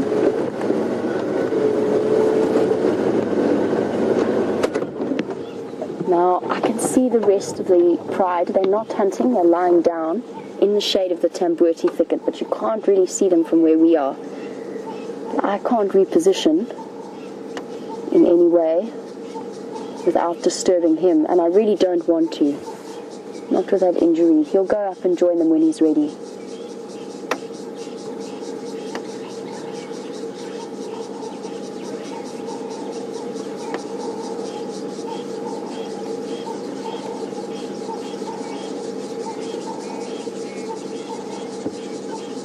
That squirrel is so cross.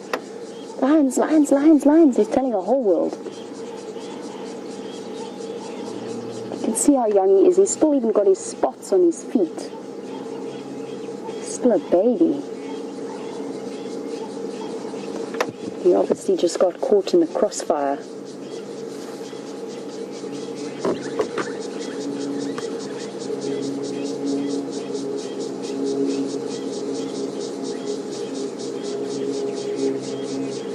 Wow.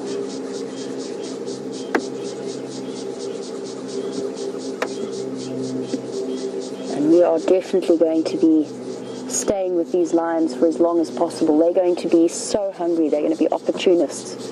And if anything walks past unsuspecting through this drainage line, they're going to give it a go. And yes, Carol, they're still perfectly capable of hunting.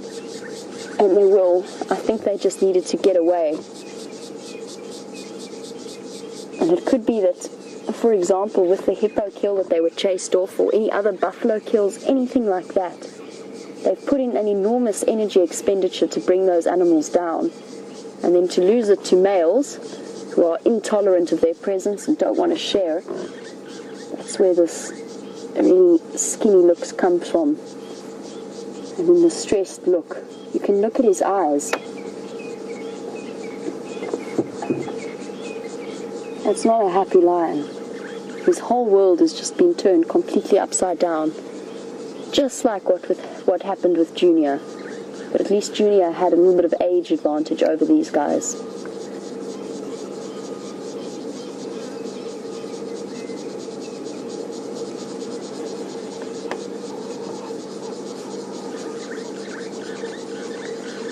Oh, I said just like Junior, his world's been turned upside down. But unlike Junior, at least he has two other brothers, probably brothers, but could also be cousins with him. And he is younger than Junior, they all are. And Emily, you were wondering how old the lions are in this different pride. As you know, they are unfamiliar to me. This boy here that we've been looking at, he's probably about 2, maybe just over 2 years old. And I think the other two are much the same age. Very little mane coming through, still tiny, still got their spots from when they were cubs along their legs. So it's still very young. Definitely wouldn't be classified as an adult. They're sub-adults at the best. They've just come out of that cub stage. So sub-adult males around about 2. As for the females, it's a little bit more difficult for me to see. I haven't had a proper look at their teeth or at their noses.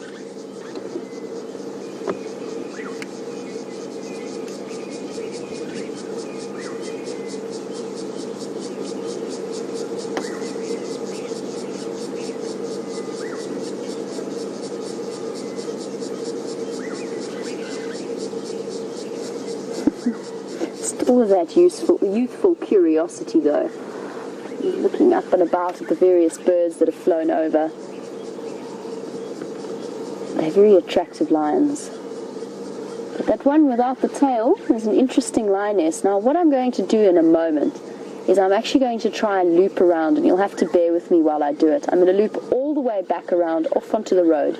These lions are not going to change position for now, and if they do, I know exactly where they're going to go. And I know that I could get a nice position around the other side. But I just need to do that without disturbing our lion with the injury. So whilst I do that, let's chat a little bit about Joel's question. And Joel, you were wondering, that lioness without the tail. Just keep the engine running for a moment, so that I don't immediately pull off and startling. It's fine though. I just noticed when we were following before that he's definitely showing signs of being more nervous.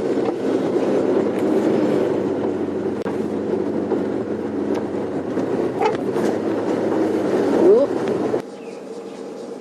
If she doesn't relax, then I'll back off a little bit. But the rest of them are quite content. Look at her beautiful orange eyes.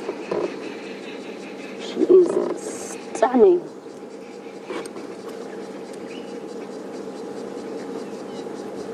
And she's not young. This is a female without the tail, and I apologize, she's not a young lioness. Although it's not a completely reliable method, her nose is totally black. I need her to yawn for me as well. Please take some screenshots. She's got a tatty right ear. And you can see, whilst we're looking at her, all those spots around her eyes, those are ticks. And it's a sign of stress, a sign that she hasn't been eating properly, she's stressed out. There's people walking in the back there, that's why they're looking up. They're quite far away, there's no threat to them. Oh, I hope it's people, not people. No, it's not people. He spotted something.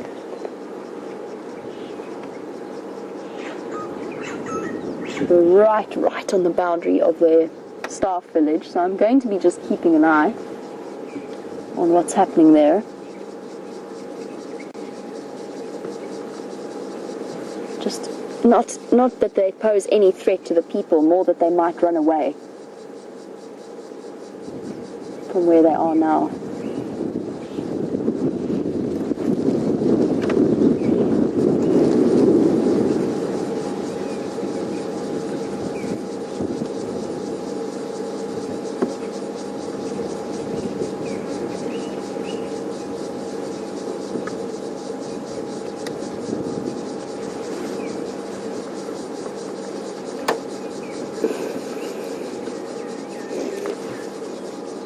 So apparently we've been having some audio issues. You guys have been, or some of you have been really struggling to hear me, and we do apologize for that. We're going to be working on it as quickly as possible.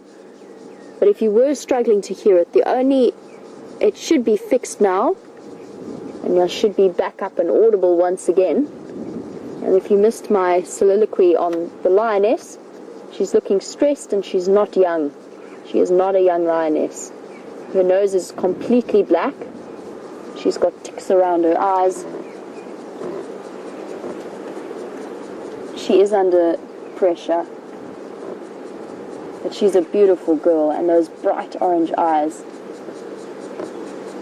The male that was sitting on the other side has moved across to join them. He's tucked away behind the female at the back, so we probably won't be able to see him clearly from your perspective, and I don't want to stress them out too much by repositioning, but there you can see him licking that wound. I've got a slightly clearer view, so I'm going to have a look with my binoculars.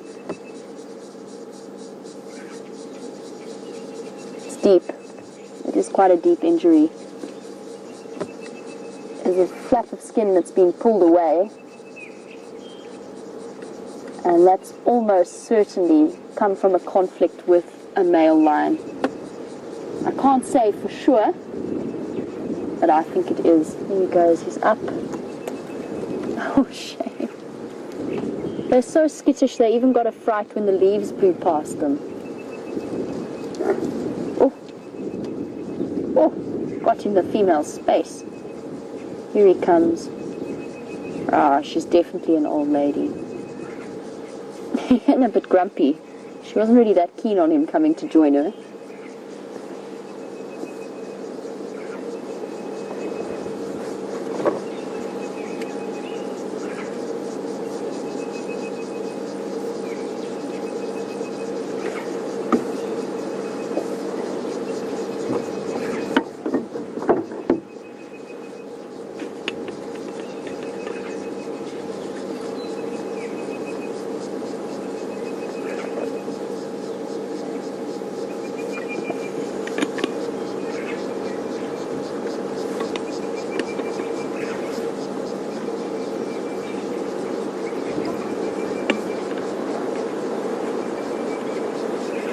And as always, our brilliant regular viewers are coming through with sterling efforts as to the background of these lions. And I've heard of them now that Pat has shared that information. Pat, thank you so much. Now that you've said the word BB, or the name BB, I remembered.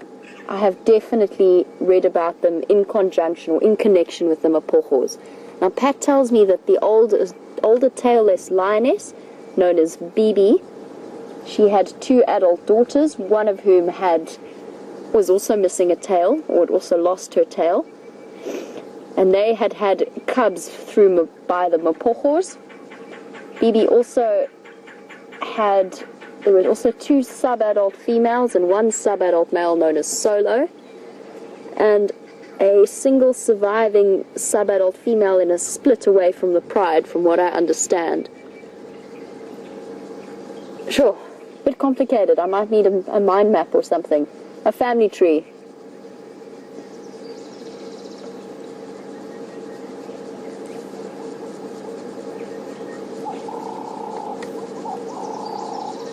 And since the Mapojos have all died out, they've all been killed by other males in the last few years. They were killed by the Majingis largely, the Majingalani males.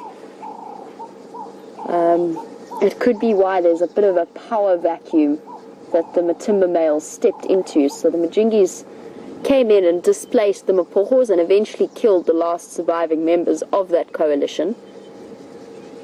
But maybe the Majingalanis are also getting old. I'm not sure who the dominant pride males of this pride were before the Matimbas came in, but obviously whoever they were decided that it wasn't worth the conflict with the Matimbas. And we forget, or sometimes I do, how incredibly large and intimidating those Matimba males actually are. They are huge males. And yes, they were old and they weren't up to an onslaught of 5 big young males with fresh blood. but they're still a force to be reckoned with all of their own, even with the ginger male's injury to his paw.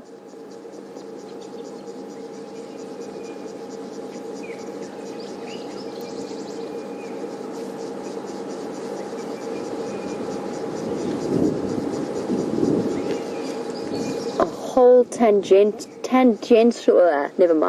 a whole offshoot storyline. I've said too many words this morning. A whole offshoot to the story of our Birmingham Boys saga.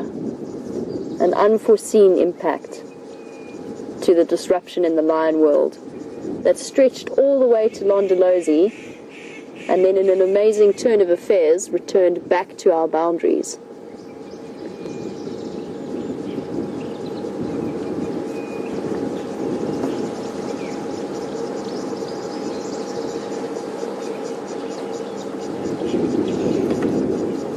Come to the right place. So just to give you a rough idea, maybe we can have a look at where the dam is. I'm going to just show you. We've come right to the southeastern corner. That shouldn't have been the struggle that it was. If we look across to my right, there's the dam. That clearing up there, that's the dam that we drive onto. We drive onto that clearing and we look across to the dam. And there's lots and lots of, well, there were, about 2 seconds ago, there were a couple of waterbuck wandering around there. Now, I'm not sure if our lionesses have picked up on them, and they will be the one to initiate the hunts. There are some on that clearing still, and I think they're just waiting for their opportunity. They're still scoping out this whole area. It's not familiar to them. But definitely be keeping your eyes on the Arathusa Dam camera. You could well be seeing some new faces. Beautiful Tamboti thicket area. Remember I spoke about the drainage lines around us, or around the Arathusa Dam? Well, that's where we are now, in that network of drainage lines. And the female has shifted down slightly. I think she was getting a little bit too warm, tucked up against a teenage boy. Big yawn at the back.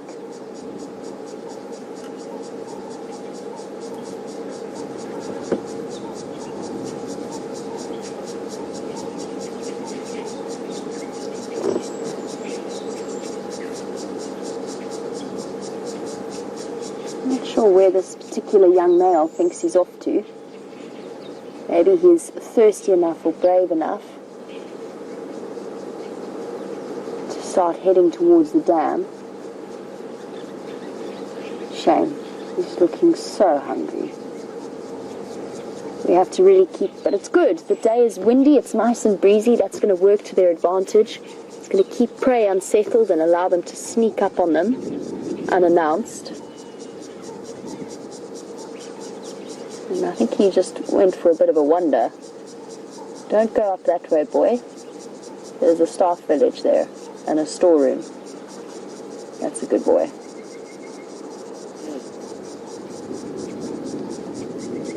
Back into the shade. A little bit too warm in that cluster of lions over there.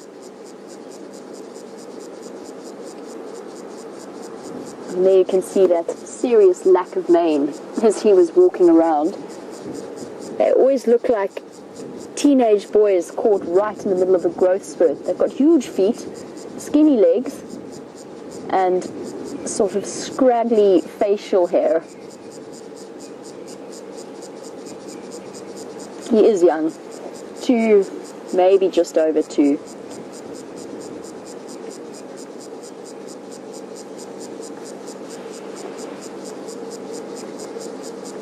I'm just going to update the guys as to where they are now, because they are asking if I have an update for them as to their position. And then I'm going to chat a little bit about our female and her interesting lack of a tail. Just waiting for an opportunity to hop on the Game Drive channel. Stations is Ngala are now Lalapanzi, just in the southeastern corner, just by the staff village, by the pump house in the donga there. There is a person there. I'll keep an eye on him.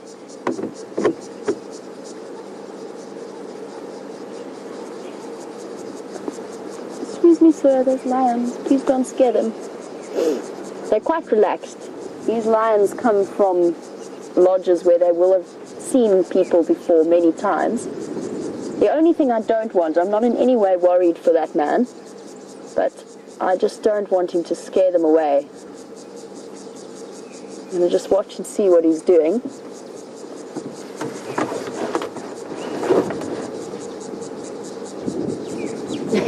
He's on the phone. He's sort of wandering around on the phone. Ah, okay. We're good. We're all good. We're not running the risk of him chasing them away by mistake. Alright, let's chat a little bit about this female quickly because she's presented her rump to us in such a good way. Here's that lack of the tail that we've been talking about. It's quite a strange image to see if you're not used to seeing it. We're so familiar with the way that their tails work. And Robin, you were wondering, will that not disadvantage her when she has cubs? Now, we all know that those lions have that dark black tip to their tail as a way of creating a nice clear sign to their cubs to help them follow through the grass. Robin, you were wondering, is that not going to mean that she might struggle to help keep her cubs in line behind her when she moves? And the answer is yes, the tail helps with that to a certain degree. All that it means, though, is that she might just compensate slightly by doing more in the way of contact calls, being a little bit more vigilant as to whether or not the cubs are following behind her. It's not really going to stop that ever-present biological need for species continuation, and it's not really going to disadvantage it.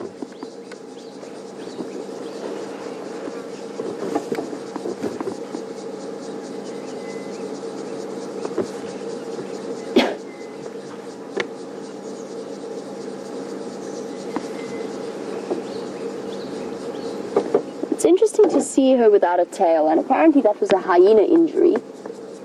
This is my first time seeing it.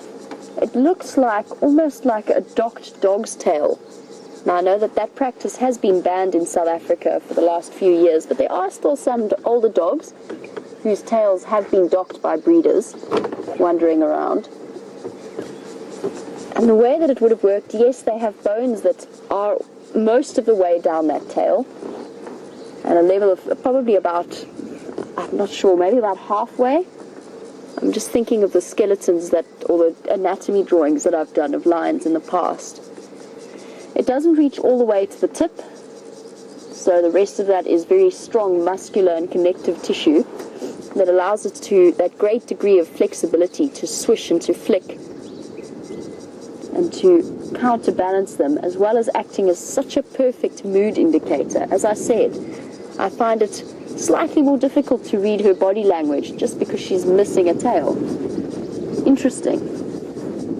Very, very interesting. I wonder how the rest of the lions feel about her communication levels. Obviously, they're more complex than we make them out to be, and I'm sure they're very adept at reading the signs from her ears and from the rest of her body.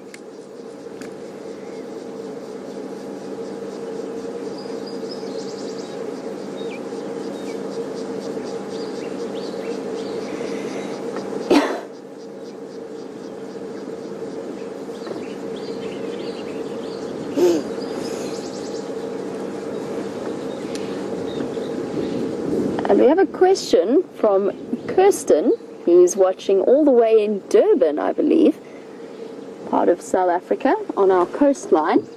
And Kirsten would like to know, where she says that docking processes in dogs has been, in some places, thought to cause spinal problems, although that, I imagine, is also combined with a level of lack of control of the pedigree breeding that sometimes happens, and a level of inbreeding and genetic defects that come along with it. But whether or not she has spine problems, I don't think so. It could be. Just as I said, whilst she's hunting, that tail would be a useful counterbalance and a way of helping her turn. But as it is, I think that there's so much to acting in her advantage in terms of their skeletal structure, those loose shoulder blades, that muscle structure that's not like ours. It's loose and floppy when you feel it, but capable of incredible bursts of strength when needed. And that probably compensates in a way that looks after her spine or protects her spine.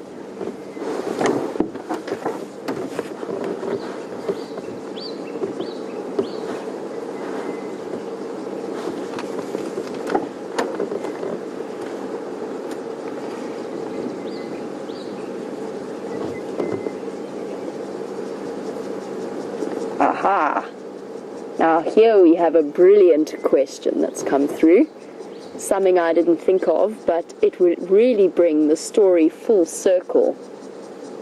I mentioned earlier when I was giving an update on Junior that I strongly suspect he's done the natural young male thing, which is to go nomadic, but that he's probably been putting off for a while because he's completely without any litter mates or any pride mates to form a coalition with. And Dr. Debbie, you were wondering if these young males would be potential coalition members for Junior. And yes, I think they could be. And wouldn't that really bring the story round perfectly? Lions are not too fussy about being related to the males that they hang around with and that they fight and defend territories with and that they mate with females with. And the reason behind this is because, first of all, they can't afford to be. They need that extra level of support because a young male lion on his own is not going to do too well. But secondly, they all get a chance to mate with the females.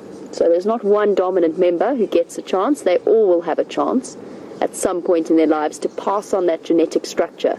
So they're not like cheetah, who are really, really fussy about basically sticking only with brothers because they might not get a chance to mate with a female.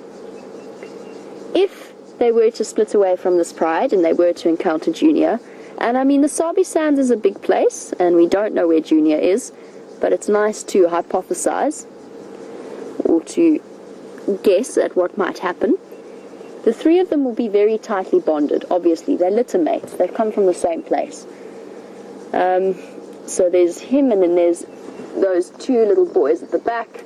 They'd make a really nice three musketeers group, but they're a little bit younger than Junior. If they were to encounter him, there might be a couple of signs of aggression, but I don't think too much because they are all so young.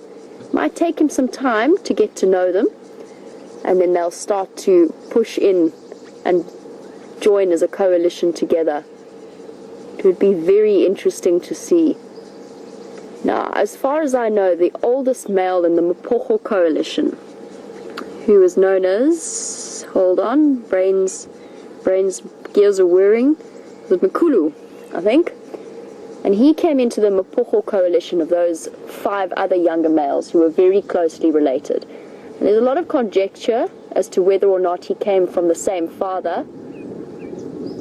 But either way, he was accepted into an already very tightly bonded group of 5 male lions to form the almost unstoppable group of 6 of them. He was older, much like Junior would be. So yes, Dr. Debbie, in an ideal world, this place isn't always, of course, but in an ideal world, maybe these young males would be able to join up with Junior.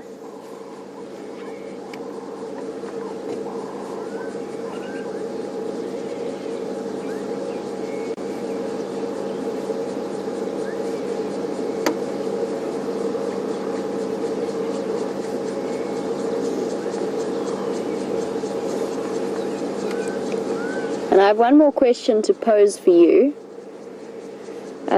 because we're seeing these lions for the first time, and because I am still new to the Sabi Sands area, where does this pride name come from? It's ringing bells in my head, but I can't work out why. Can't work out if it's a part of an area of the Sabi Sands, which is quite often how these prides are named, or if it's something different, if it's connected to a camp, to a lodge, or to a river system. It's somewhere it's ringing bells, but I honestly can't remember exactly where from. If you do know the history behind this name, or if you find it out somehow, I know that the lions of the Sabi Sands all have histories and pride breakdowns. It's one of the amazing things about working out here, is that so much history has been recorded for posterity. But if you know where the name Tsalala came from, please let me know. And if you are a new viewer and you have any questions that you would like to see, or you would like any more information, because I have given a brief summary of the comings and goings of the lions in this area of the last few weeks, but I haven't necessarily explained it in full detail. If you're a new viewer, you want to understand a bit more, just remember that this is live. So we're sitting with this lion pride right here at Arathusa Dam, pretty much. And if you want to ask us any questions or send us any updates, you can do it on #SafariLive on Twitter, or you can email through to questions@wildearth.tv, and we'd be very, very keen to hear from you. And if these lions haven't moved before the end of the sunrise safari this morning, please keep an eye on the Arathusa Dam camera, because you never know who might be paying you a visit, and I think it might be this group. Either way, I'm going to be following up with them this afternoon. And what an interesting fact that we've ended up in exactly the same place we were in for our sunset safari yesterday, desperately searching for Shadow, the leopardess. Well, wherever she is, if she's in this area, she's going to be lying low with a bunch of lions that have just moved in. And what will happen with these lions? Are they going to stay here? Are they going to try and forge new territory in Arathusa, or are they just waiting for things to settle down within the timbers before returning home? Or are they going to keep going? What will happen when, say, the Styx females find out that they're here, or the Nkuhumas? I don't have answers for any of these questions. I'm just letting you know that there's going to be more interesting times ahead.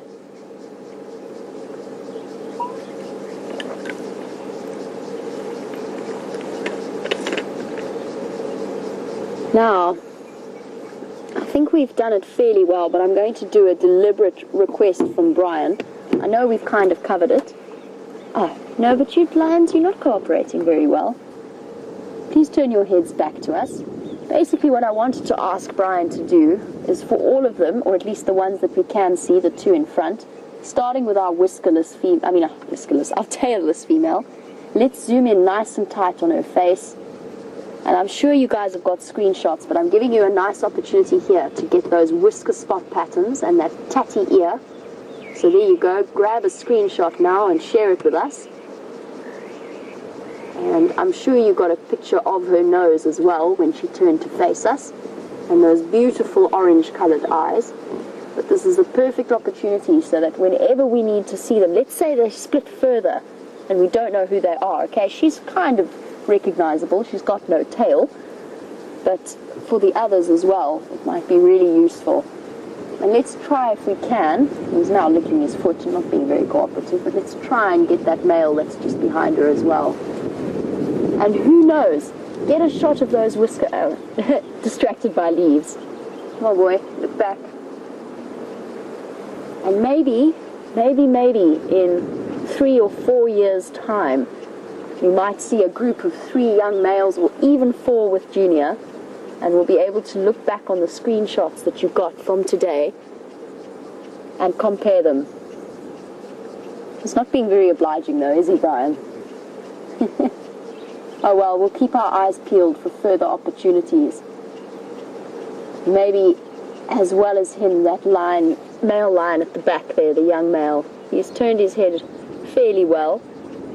He's a bit further away, but we should at least be able to see something of it. And let's get whisker spot patterns for him as well.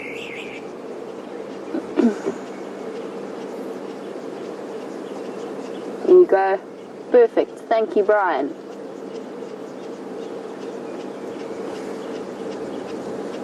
And then we'll have a fantastic opportunity to compare and contrast in the future. Buana, there's Ngala there. Oh, he knows. He doesn't mind.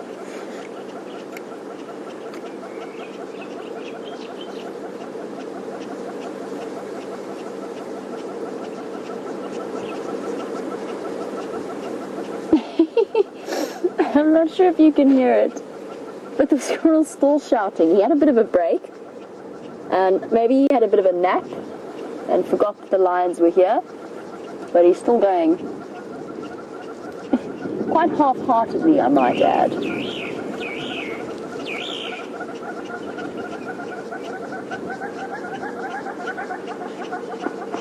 And the hornbills as well are also shouting.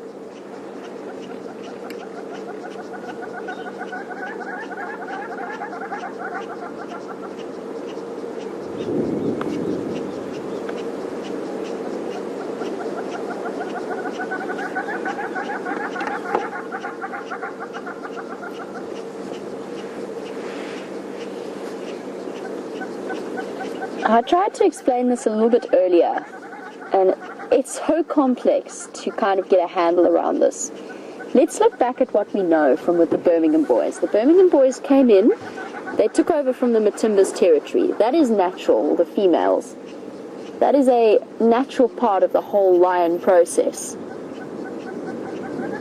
And during that process, they killed an Nkuhuma female, they killed a sub-adult female, and they killed the Styx cubs. They caused chaos and they pushed the lionesses away. And it was only much later that they started mating with them. And even then, they haven't been mating with all of the Nkuhuma females. Let's stick with the Nkuhuma example for now because there's that closest similarity there. Now, if we look at these prides, the Matimba males have just pushed into their territory. They've been pushed out from their females, the Styx and the Nkuhumas, and obviously they're going to be looking for new mating opportunities. But what often happens, and I mentioned this in terms of pride splitting, is these females who have cubs that are just on the cusp, they're at that danger area. So these young males could well have been, and we see the one with the injury, they could well have been killed by the Matimbas. So what they've tried to do is the lionesses have actually tried to run away as a way of protecting the youngsters in their group, and that's probably why they've split away. And we saw a very similar thing. We've only seen those two Nkuhuma lionesses together at the moment, and they're young. We haven't seen Amber Eyes or the older female. And that's because, in my opinion, they are out somewhere with that remaining surviving sub-adult female who's quite a similar age to these males, and they're doing exactly the same thing. They're trying to protect them. Where are you going, big girl?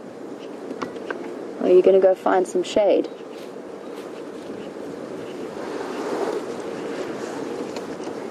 Right in the front of our vehicle.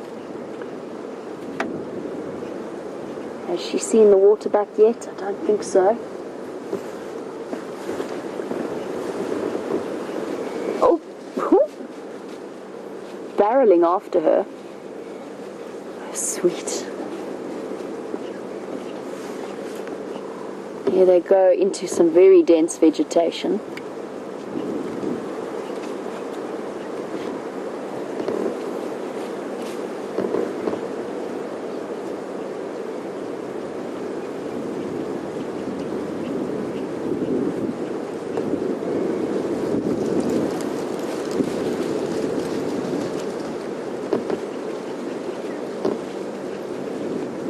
Here's our injured male coming through. Oh no, sorry, that's not our injured male. The injured male went behind us in true skittish fashion. And they're going towards the dam, it looks like. And actually, to find us a nice view. Gerard, who's watching all the way in Western Australia, you were wondering how males meet up in a coalition if they're not related to each other. So obviously these boys are going to form a coalition.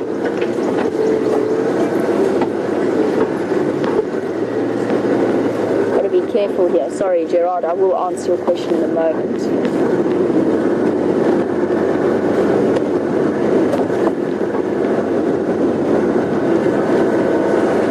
I just want to make sure I don't disrupt anything, which is why I'm going so slowly, to make sure there's no waterbuck there or anything, but there isn't.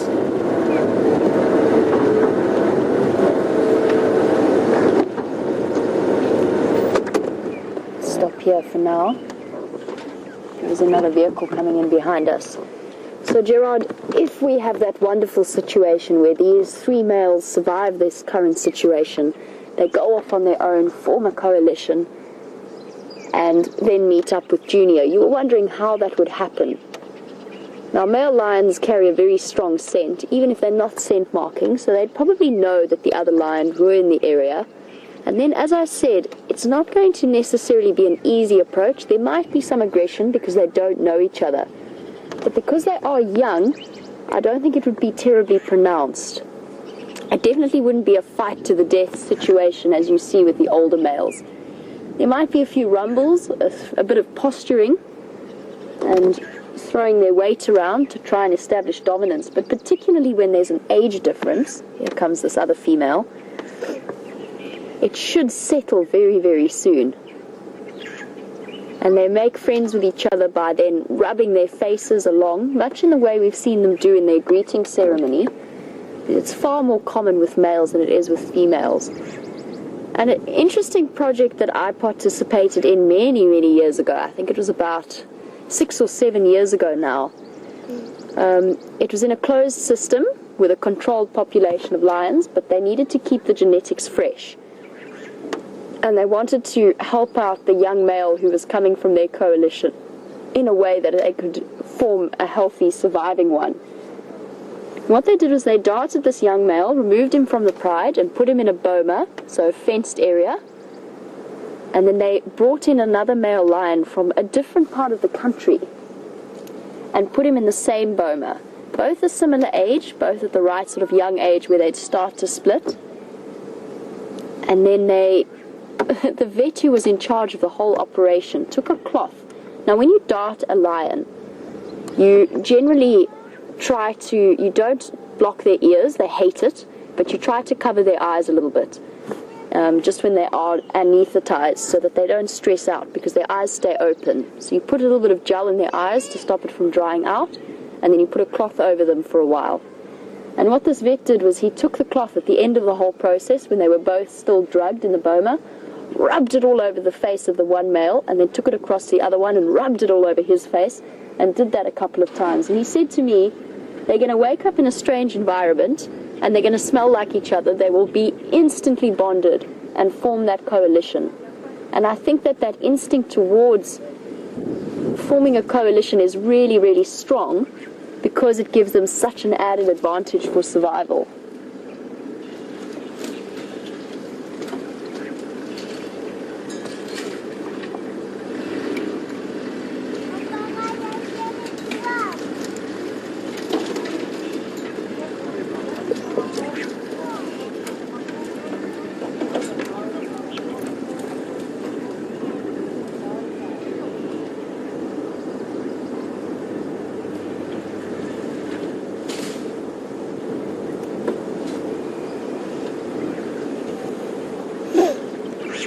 We've got, as always, the information that I asked for coming through, and I do say thank you very much to those of you who did send it through. And Deborah, yours was the name that came through, but it is a little bit of a struggle right now. We're right in the dip of the Arathusa Dam, so I can't always hear too clearly. But you sent me through the update to say that the Tsalala Pride is named after the Tsalala Pan in Londolozi, and that's perfect. That's kind of what we suspected. It was named after a certain location. That's usually how it goes with the naming of these big prides, usually the area that they are seen in.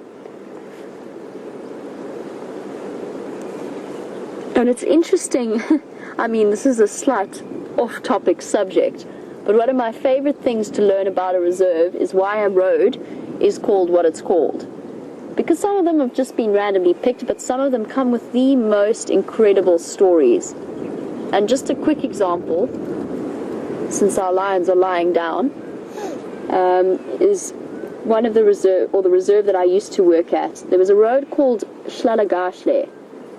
It's not really the correct pronunciation, it's more a sound, but won't sound too clear getting across to you guys. So Shlalagashle, it means go well. It's a traditional Zulu phrase that you say to somebody when you say goodbye. And basically what it means is go well, travel well, wherever you're going, travel safely. And you say it to the person who's leaving, and they say Salagashle to you, which means stay well, if you're staying behind. And the one road was called Shalagashli, and I wanted to know why it was, and I asked. And it was a really beautiful story. It was where there was a memorial site for people who'd quite sadly died in a plane, obviously very sadly, died in a plane accident, and you could see it from the road. You could see the crash site. Just an unfortunate incident. But they'd put up a whole beautiful memorial, and it was such a wonderfully understated way of saying goodbye and travel safely on your further journeys. And bits of history like that can tell you so much about the reserve and the people who used to live here in the years past.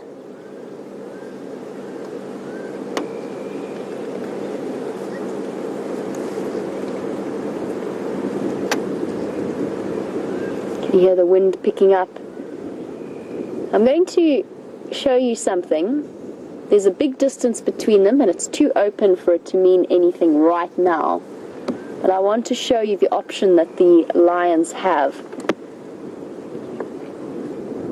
And as we scan over their faces, looking intently out into the clearing, and they are so beautiful. Let me just point out right at the other side of the clearing, under the shade of the trees.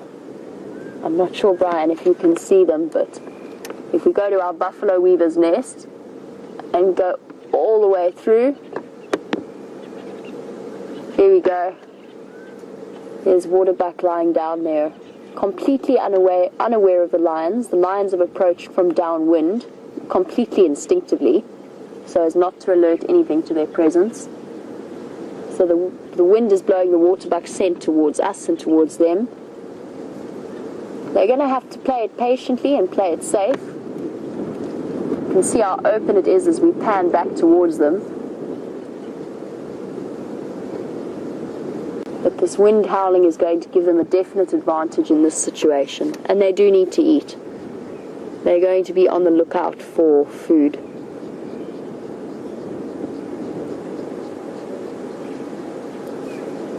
I'm not sure where our injured male went. I think he's somewhere tucked away further behind. He's lying down in the shade somewhere. Shame. I think that walking for him at the moment is a slow process. It is very deep. It's almost down to the bone.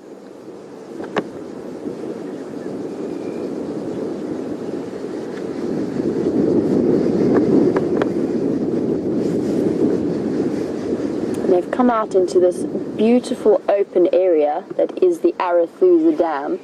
And Lynn, you were wondering where I am from the lodge and presumably from the camera.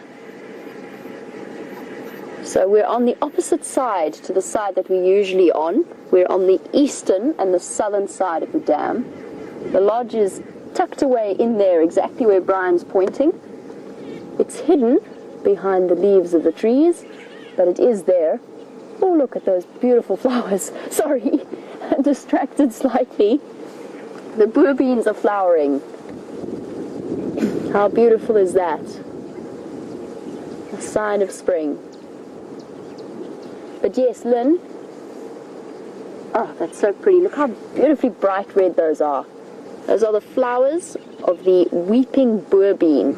And they are the reason that it is called a weeping boer bean, because they produce copious amounts of pollen that then drip down off them when the tree is in full bloom. Just a quick aside, I was in the middle of answering Lynn's question. So if you're watching the camera and the camera is pointing straight ahead, we are on your right, but we are hidden from view at this point. There's that big open clearing. Usually we sit on the other side of those dead trees, roughly where the waterbuck were, actually.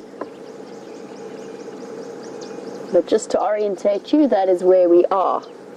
The waterbuck are about 200 meters away from the lions, give or take, across a very big open clearing. But keep your eyes peeled, please, because the lions are going to be coming for a drink, I'm sure. If not to try and tackle something later tonight. Now, it's a baking hot day. Usually, I mean, it's 9 o'clock in the morning, and it's already probably around 30 degrees or close to. Usually that would mean for lions, this is exactly where we're going to find them this afternoon for the sunset safari. It's not necessarily going to work like that for these guys. As we've seen, they've been slowly moving. They're giving the injured male time to rest, and then they move a little bit further. And I would guess they're going to keep moving, probably into some of the thick stuff around the waterhole. And we can expect to find them there. They're not going to move too far, but they are going to move. They're not going to be as flat as other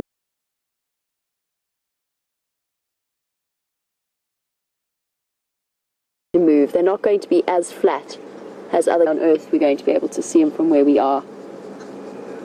He's right at the back in the thick stuff. I think he's decided that that shade is a bit more important to him.